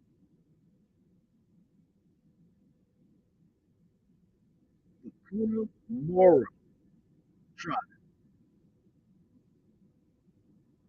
Okay, and that's just one. There's more. Like I said, I hope I'm inspiring people to take the course because trust me, what I'm sharing is just a small fraction of what's in the book. And I've been sitting on this information for decades. I don't put it all out because, again, people misuse the information. And that's why we have all of the war haters now, is because there's a lot of former Moors, dirty Moors, who had come on the scene and repackaged the information and used it to suit their own needs. So, in other words, you're eating off of the Moors' plate, but you're not thanking the Moors for feeding. You see what I'm saying? Yeah, I don't put everything out that I know. Okay, I've been sitting on a lot of information. You know, a lot of it's in the book too. I'm still trying to put the book out. But, that's another subject for time. You know, like I said, you know, it's just a lot of things that I have to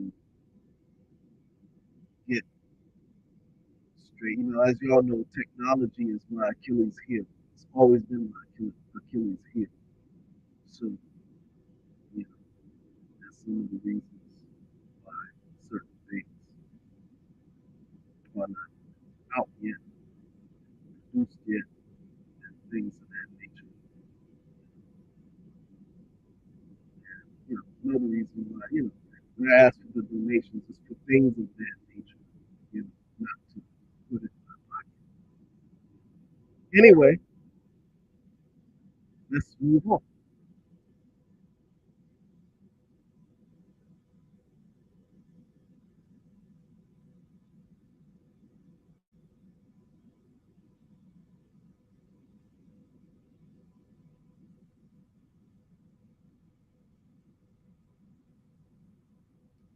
Tight.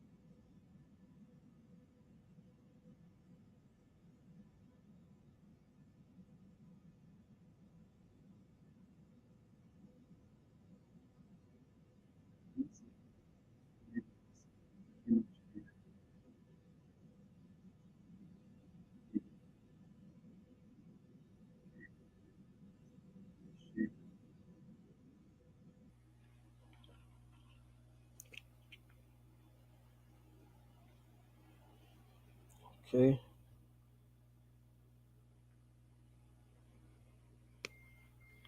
Share screen.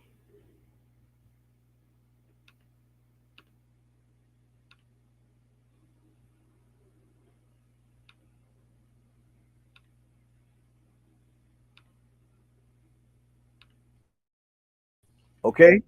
So here we have another tribe here.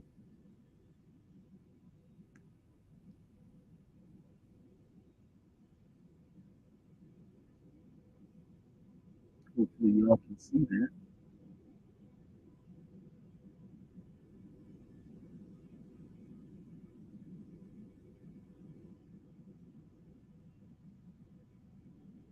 Okay. And this tribe is called the Mara Yam. Okay. It says here, high in the San Bernardino Mountains at Yahavyat, an area of pine trees near present-day Big Bear Lake. Kutak, our creator, made dying. When Kutak died, the people began to mourn, and their grief turned into pine trees, which enriched the land with vegetation and animals, allowing future generations to thrive. The people who lived at Yuhavyat were known as Yuhavyat Yam, or people of the pines, and were a clan of the Marayam, Suryano people. Serrano people. Our people, now known as the San Miguel Band of Mission Indians,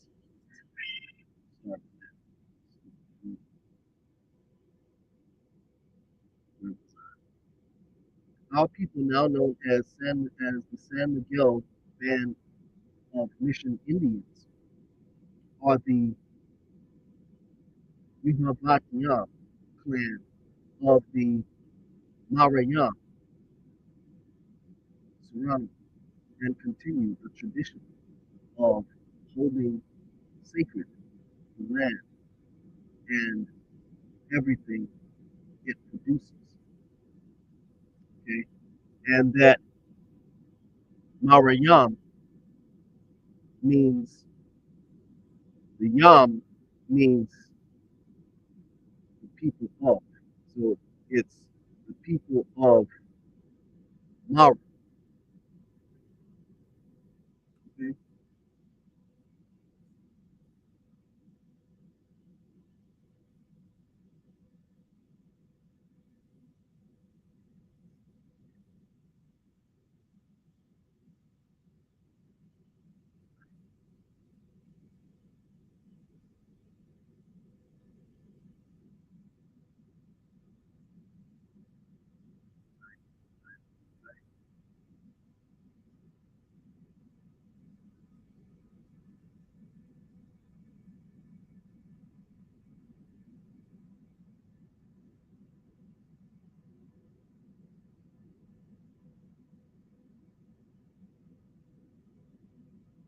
hold on one second.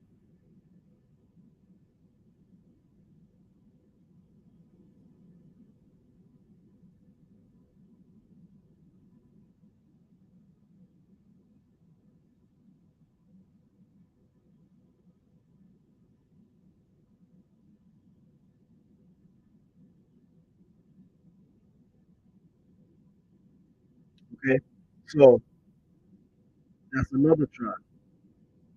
Okay, Marayam. We know Mara is Mora. Okay,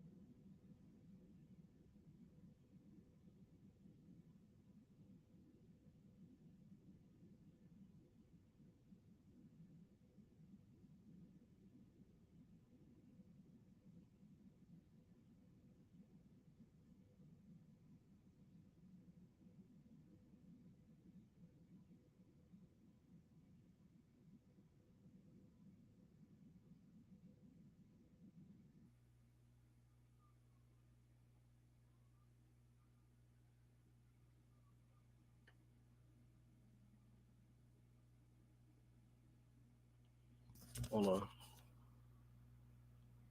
Share the screen.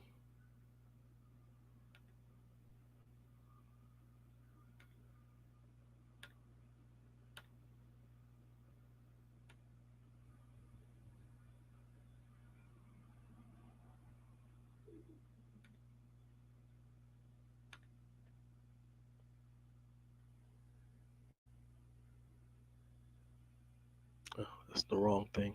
Sorry about that.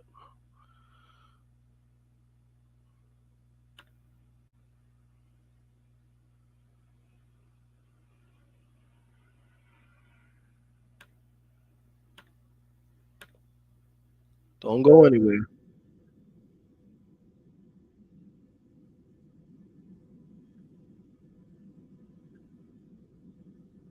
okay.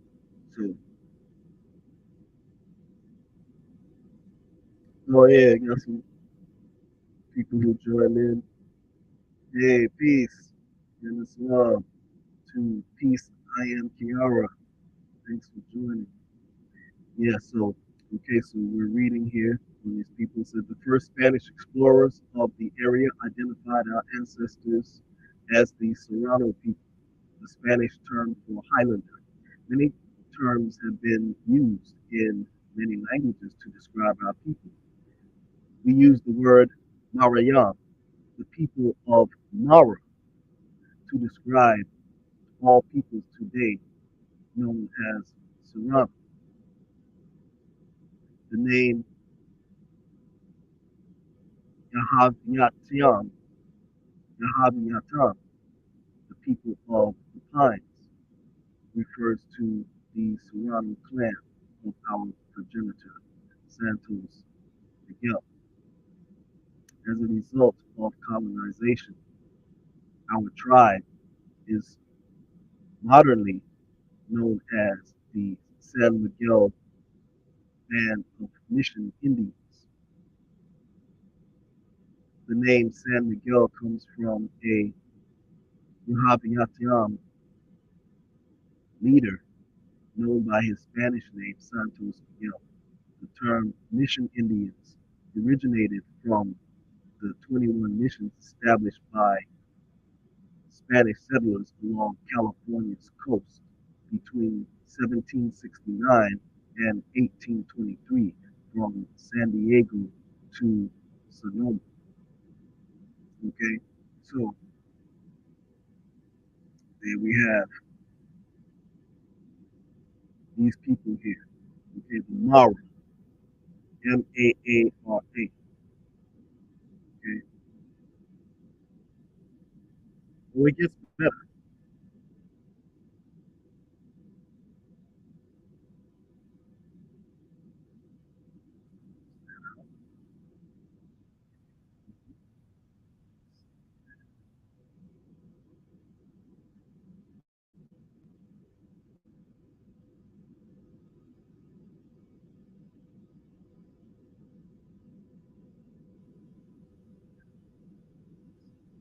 Second, keep yourself real nice.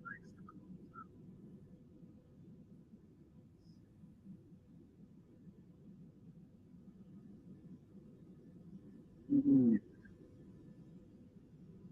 Not to close out, but I just want to piece of food. Be nice today. Here's truth sleepiness.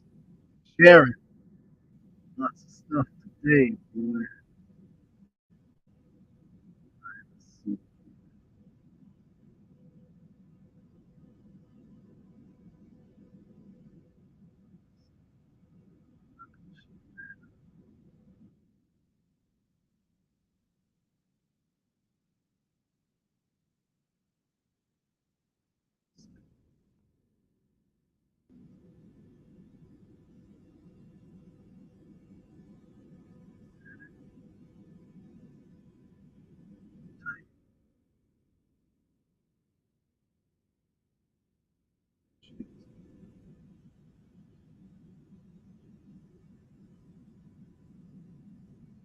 I don't know. Should I put some more nails in the car? I'm in a mood to just really just like put some more nails in the coffee. This is getting late in the day, so I'm just gonna shoot.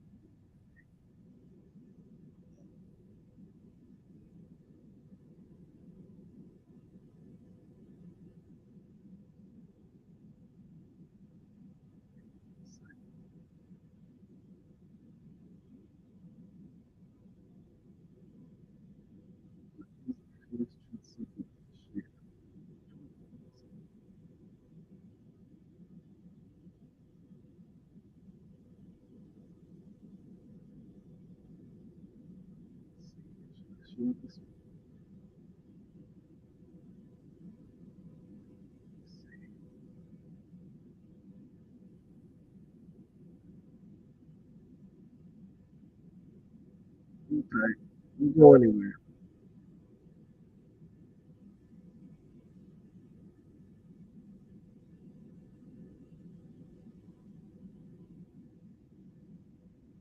Okay, I know what I'll do. I'll do this right here. I'll share one more jewel.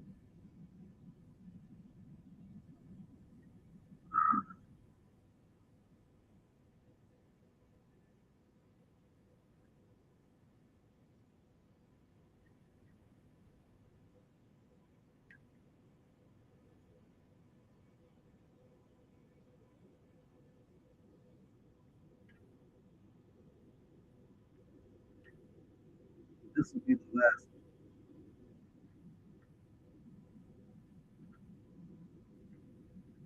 one here.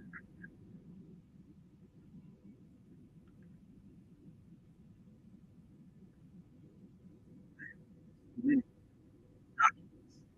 names.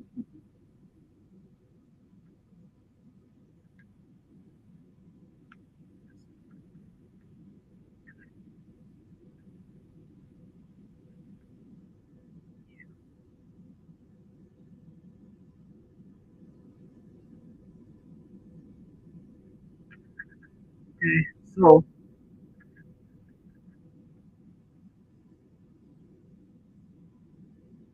it says here.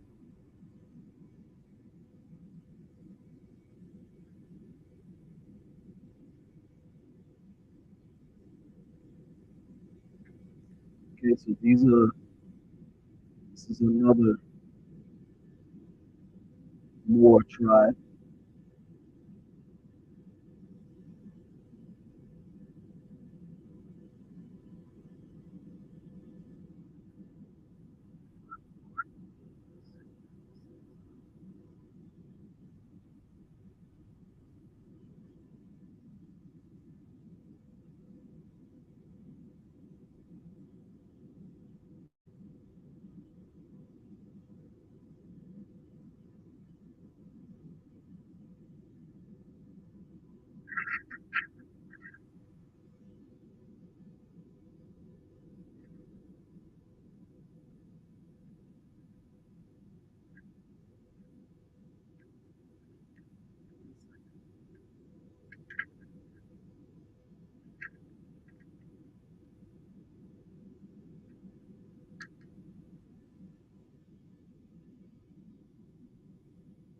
All right, I'll be nice. I'll be nice. I was gonna hold out on this. I'll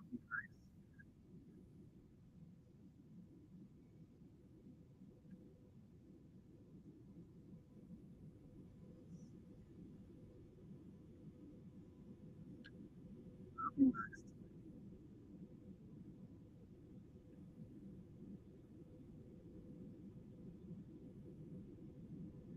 I'm gonna be nice. All right. Y'all want the fierce truth seeker to be nice. Y'all want the fierce truth seeker to be nice. Right. So here's another Moor tribe. It says the most important tribes who have lived along or near the margins of the Rojo savannas are the Suriono, Moore, Chocobo, Moropa, Cabina, Shamane, Marayo, and Tapacu. I didn't make this up. I didn't make this up.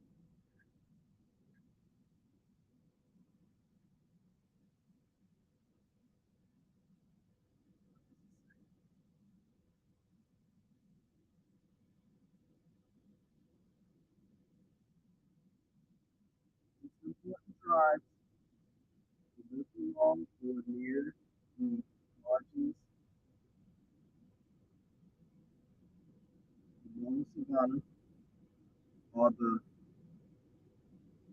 Suriono, More, More,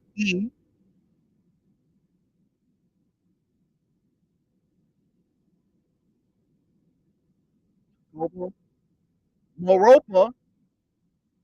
And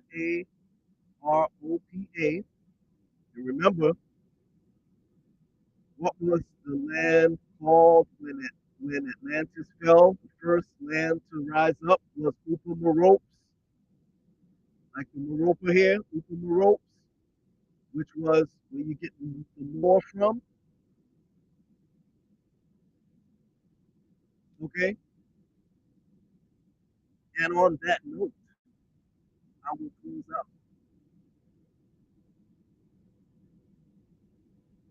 Game over. Game over. It's checkmate. For those who said there were no more tribes here,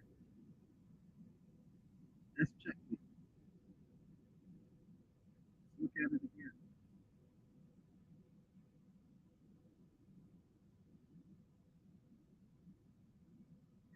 More. One of the tribes listed is known as Moor. Game over. I don't know. Y'all must be sleeping in the chat. Y'all should be jumping and screaming and throwing a fit right now. That's body bag. That's game over. That's a one hitter quitter in and of itself.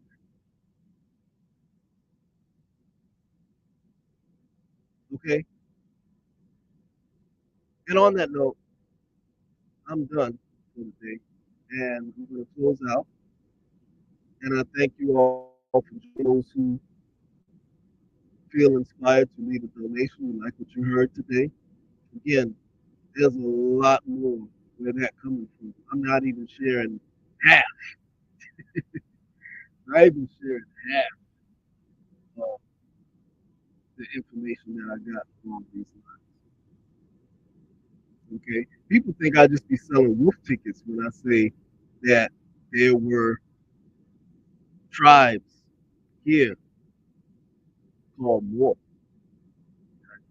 I don't be just pulling that out of my behind. I be, you know what I'm saying? If I say it, that means that I have the winning pieces on the check on the chessboard. Okay, if I say it, I got it. I don't be bluffing. Okay, UTLS, here you go. I'm giving y'all a treat today. I'm being nice. The fierce truth seeker is not holding back, and he's not keeping secrets. Okay, when you take the class, this one I reveal all the secrets.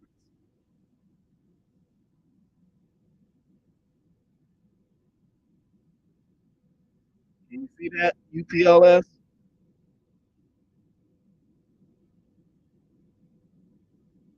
More, and Mooropa, Maropa. And if you want the other names of the other tribes, just rewind the video, okay, for the Mariam, you know, and the other ones, okay. And even when you look at some of these names, right? Let's take a look at the Mariam, okay, and you look at some of the names of the clans that they were mentioning. Those names have like they have a sounds kind of like East Indian, you know, going back to those Nagas,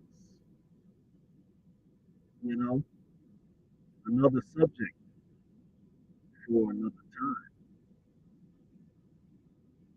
Tell y'all, the fierce truth seeker has got a lot in the war chest. When I'm inspired, I come out with everything. For the class, just hit me up at TP Longhouse. Put, I didn't do it. I was gonna do it in November, but my godmother Firebird urged me not to do it because we don't have too many people signing up for the class because of Thanksgiving and Christmas and New Year's. So that's why I decided not to do it at that time. So, and it's not even worth it to just have one or two people you know at a time. So at a time. So when I get enough people interested, you know, make it unofficial. But we're looking to do it like around February, March. Let me put my email.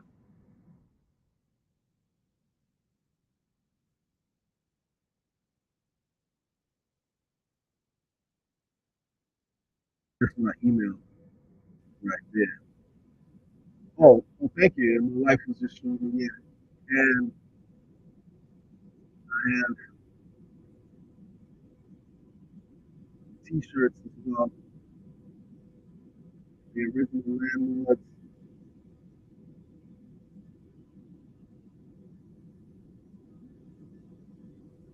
T-shirts as well as the yeah,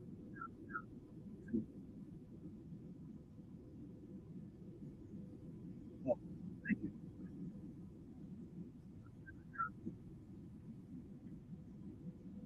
Happy and happy. Happy and happy.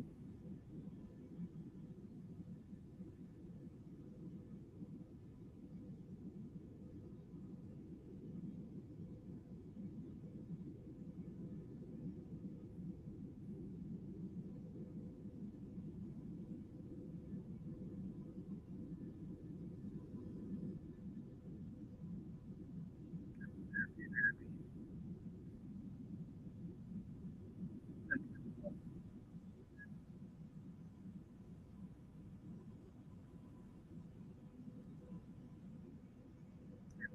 Happy and happy. It's got my wife's beautiful fruit T-shirt and the dates.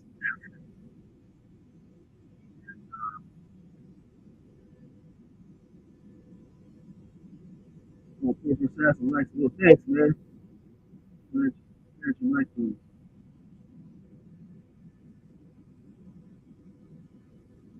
I don't know what else to say. If you ready for Negro history, yeah, Negro history was there. And Awanasa, I got you. I got your T-shirt.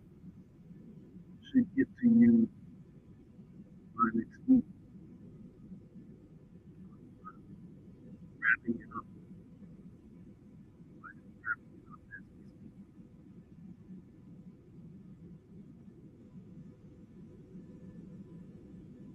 So, yeah, so yeah, I mean, there's I got so much information. Like I say, if I were to share all this information, we'd be going all day, all day. I mean, really, trust me, the class be really worth it. Share stuff. Let me just give you an example. I'll go 5 more minutes just to give you an example. Because what I do, I make it easy for you to present the information to people.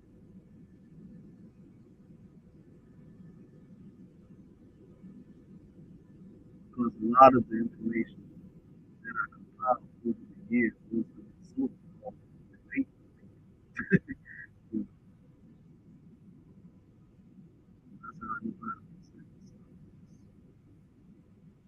You shut it down in like 2 seconds.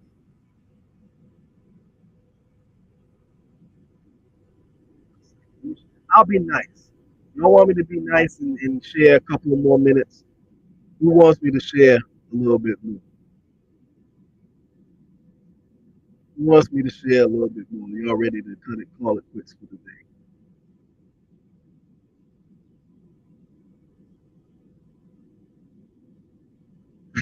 Almost have to sit there 15 more minutes.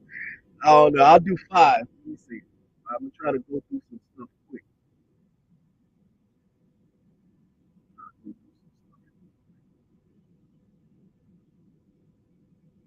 So, all right, listen. What I'll do, let's backtrack. Let's backtrack a little bit. So, last time. So, if you really wanna, and I told y'all the story, right? To show you how. This is why I say I train the debaters because I ran into the Dance Africa out here in New York. We have in Brooklyn every year the Dance Africa at Brooklyn Academy of Music. I usually set up out there, didn't it? Right? So I ran into a brother from the Afrocentric movement. He used to work at a bookstore. I'm not going to say which bookstore because I don't want to reveal who he is. Right? So this dude here, he's nasty with the information. He's like one of the top Afrocentric scholars out there, right? So he's definitely somebody that I looked up to back in the days because he's just so thorough with the information. It's like couldn't really mess with him, right? So he came to my table in the summer in Africa, and so we were talking about this very topic about uh, Moors and also about the indigenous Americans, right? And so he started to, he was just trashing everything. He was trashing Dr. David Imhotep's book, and he saw one of my publications on the table. He didn't know that I was the author of the book. So he started trashing. They said, yeah, then this is bullshit right here. Now they got this old mech, talking about black people, black Indians, and blah, blah, blah, blah. I said, oh, okay. And so I didn't let him know that I was the author. And say, look, so he's talking here about, Moors, this, that, and the other. He said, first of all, the Moors were North Africans. And it's a Greek term, blah, blah, blah, blah, blah. And so I said, really? Okay, well, I don't think so, because according to this author, so I turned to one of the pages talking about the Moors, and I was presenting the same information that we were talking about earlier. And he started reading. He's like, no, that's not true. I said, keep reading. He's like, blah, blah, blah, blah. I shared the exact same information that I presented earlier. And I said, okay, so look here. So the origin of the term is not Greek.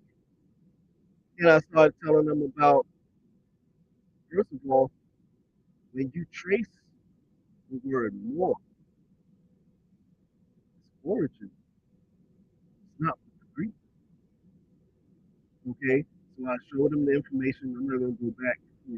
We already talked about that earlier today at the beginning of this presentation.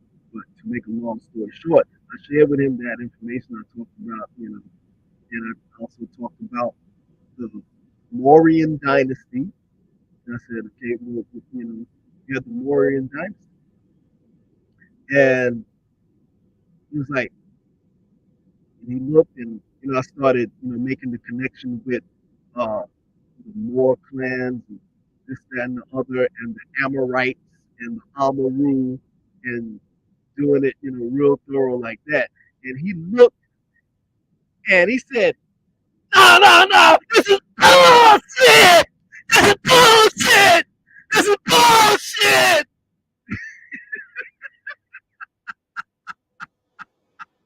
He lost it. He lost it.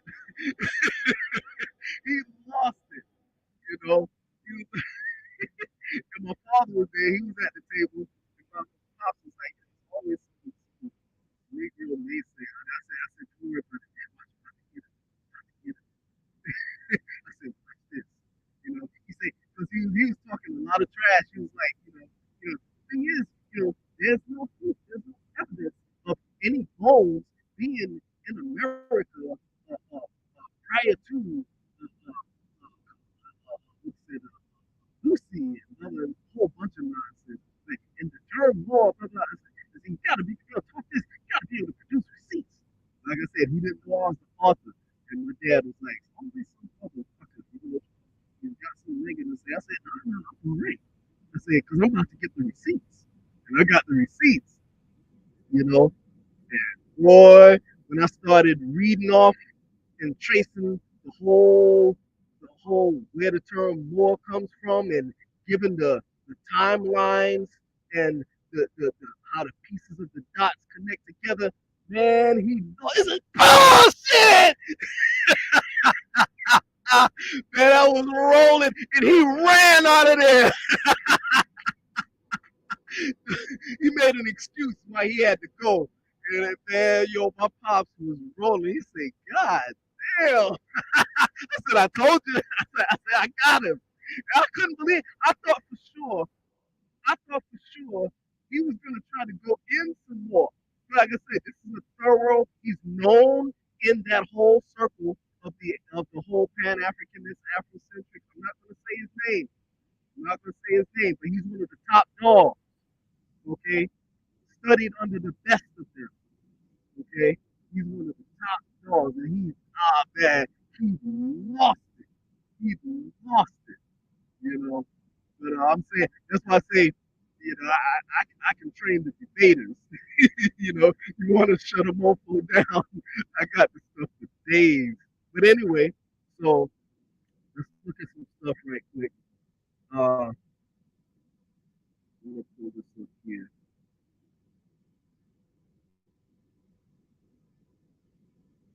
I have this. Then we'll leave.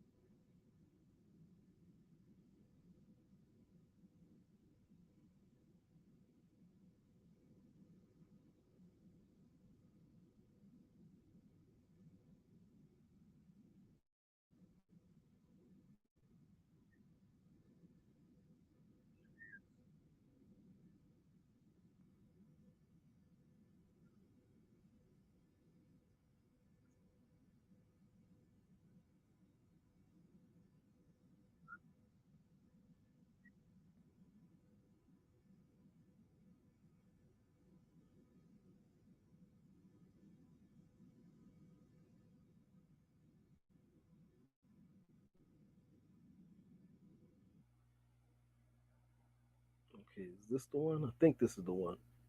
Yeah, yeah. This is what I'm looking for.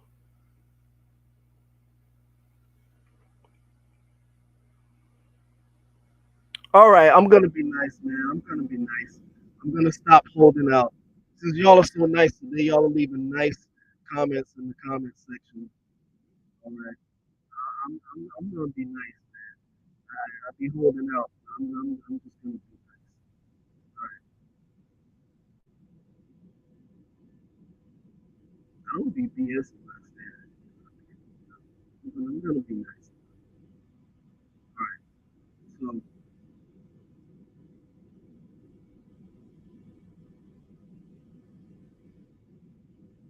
we're gonna look at is Moor tribes.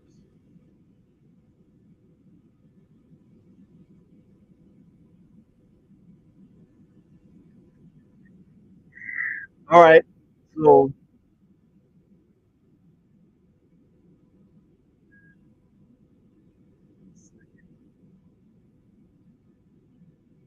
okay,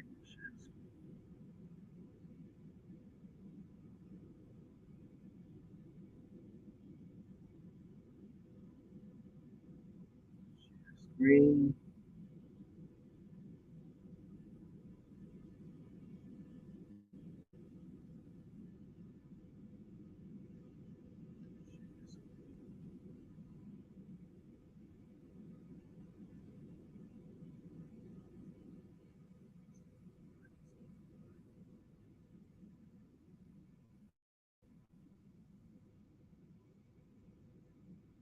Okay, so here,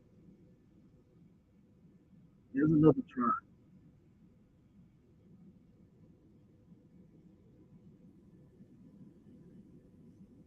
Here, so I'll just read from here.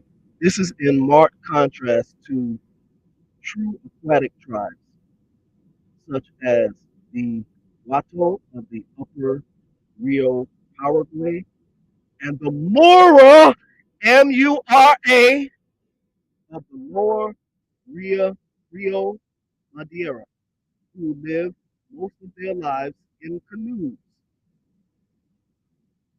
Okay, the fierce truth seeker just got up off of another tribe, the Mora. MURA.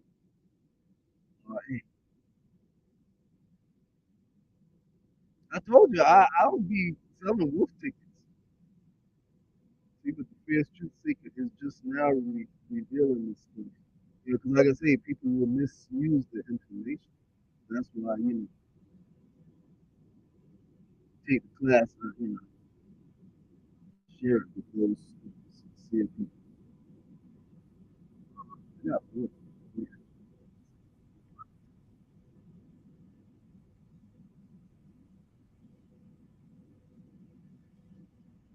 So now, as we were just talking about the Mauryan dynasty, so yeah, let me read you some news about the moon. Right?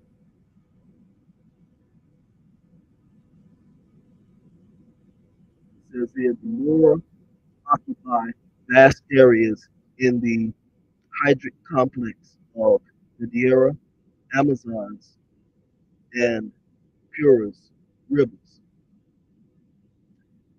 They live in indigenous lands as well as in local urban centers, such as Lanús,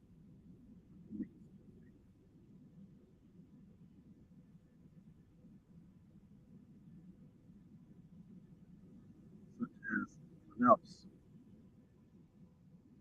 Artases, and Borba. Since first records from the 17th century, they are described as a river-faring people with broad territorial mobility and expert knowledge of pathways in between small rivers, channels, islands, and lakes. In the long history of contact, they suffered several stigmas, massacres, as well as demographic, linguistic, and cultural losses. Though they were originally speakers of an isolated language, the Moor started to use Mundatu, Amazonian general language, in exchange with the whites, blacks, and other indigenous peoples. In the 20th century, Portuguese became the main language used. Okay, so this is some little background on the Mora. This is another tribe. You got people who say there were no tribes here called Moors. How many years have I been saying that there are? Those who have been, watching me for years know that. Okay, when I first started this series, that was about 3 years ago. I've been saying it decades before that. Okay, now again, like I said, I could do this all day long. Okay, but I literally can't do it all day long because I'm going to time out. You because my subscription to StreamYard only allows me for a certain amount of hours, and I got the notification that my hours are running out. So I probably won't see y'all again until after the 5th of December. So try to get it in a little, a little bit. At some point, I'll be able to upgrade my subscription. Actually, I don't have a subscription yet. Upgrade to the paid subscription, should I say. Right now, I'm doing a free subscription. But anyway, let me try to get some more in right quick. So we talked about the.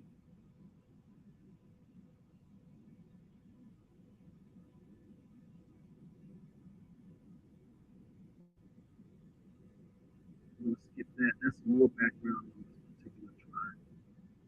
Now,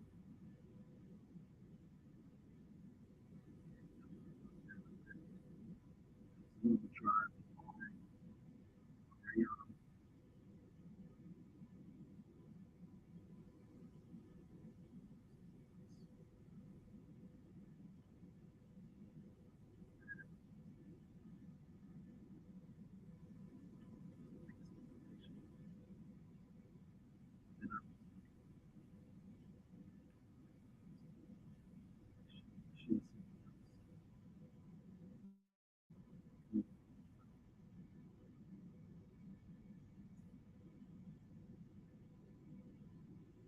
Actually, no, we don't have time. That's 15 minutes. But anyway, yeah, I don't want to use up all of my time because I want to do another show. So, but I'm so glad that everybody tuned in. And, like I said, I'll be here all day long if I, just try to share anything. Uh, yeah, it's going to take 2 days. It's really starting to get dark outside. Business to take care of. So anyway, thank you all for joining in. And, you know, it's been a blast. Stayed on much longer than I expected to be on here. Man, today, that's how it goes.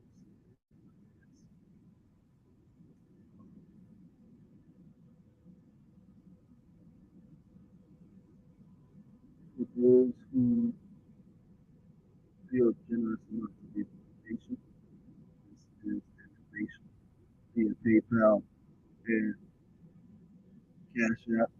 I apologize for not getting a chance to acknowledge everyone because it was just so much ground to cover in such a small period of time, And I just today I just didn't get a chance to put up everybody's comments in the chat like I usually do. But, you know, that's how it goes. But I thank everyone that tuned in. I didn't get a chance to put up everybody's comments. But then at least acknowledge everyone came in. Cobra Assassin, Yamasi Warrior, UTLS, El God,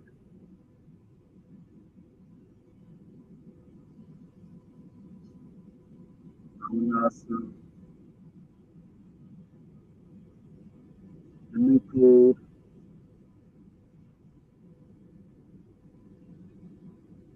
I think that, and Peace. I'm Kiara. Yeah, definitely. Thanks. And whatever comments I didn't get a chance to get to, I will definitely try to address in the next show. Okay. I apologize. All right. So anyway, on that note, I'm going to sign off saying, "To the dog,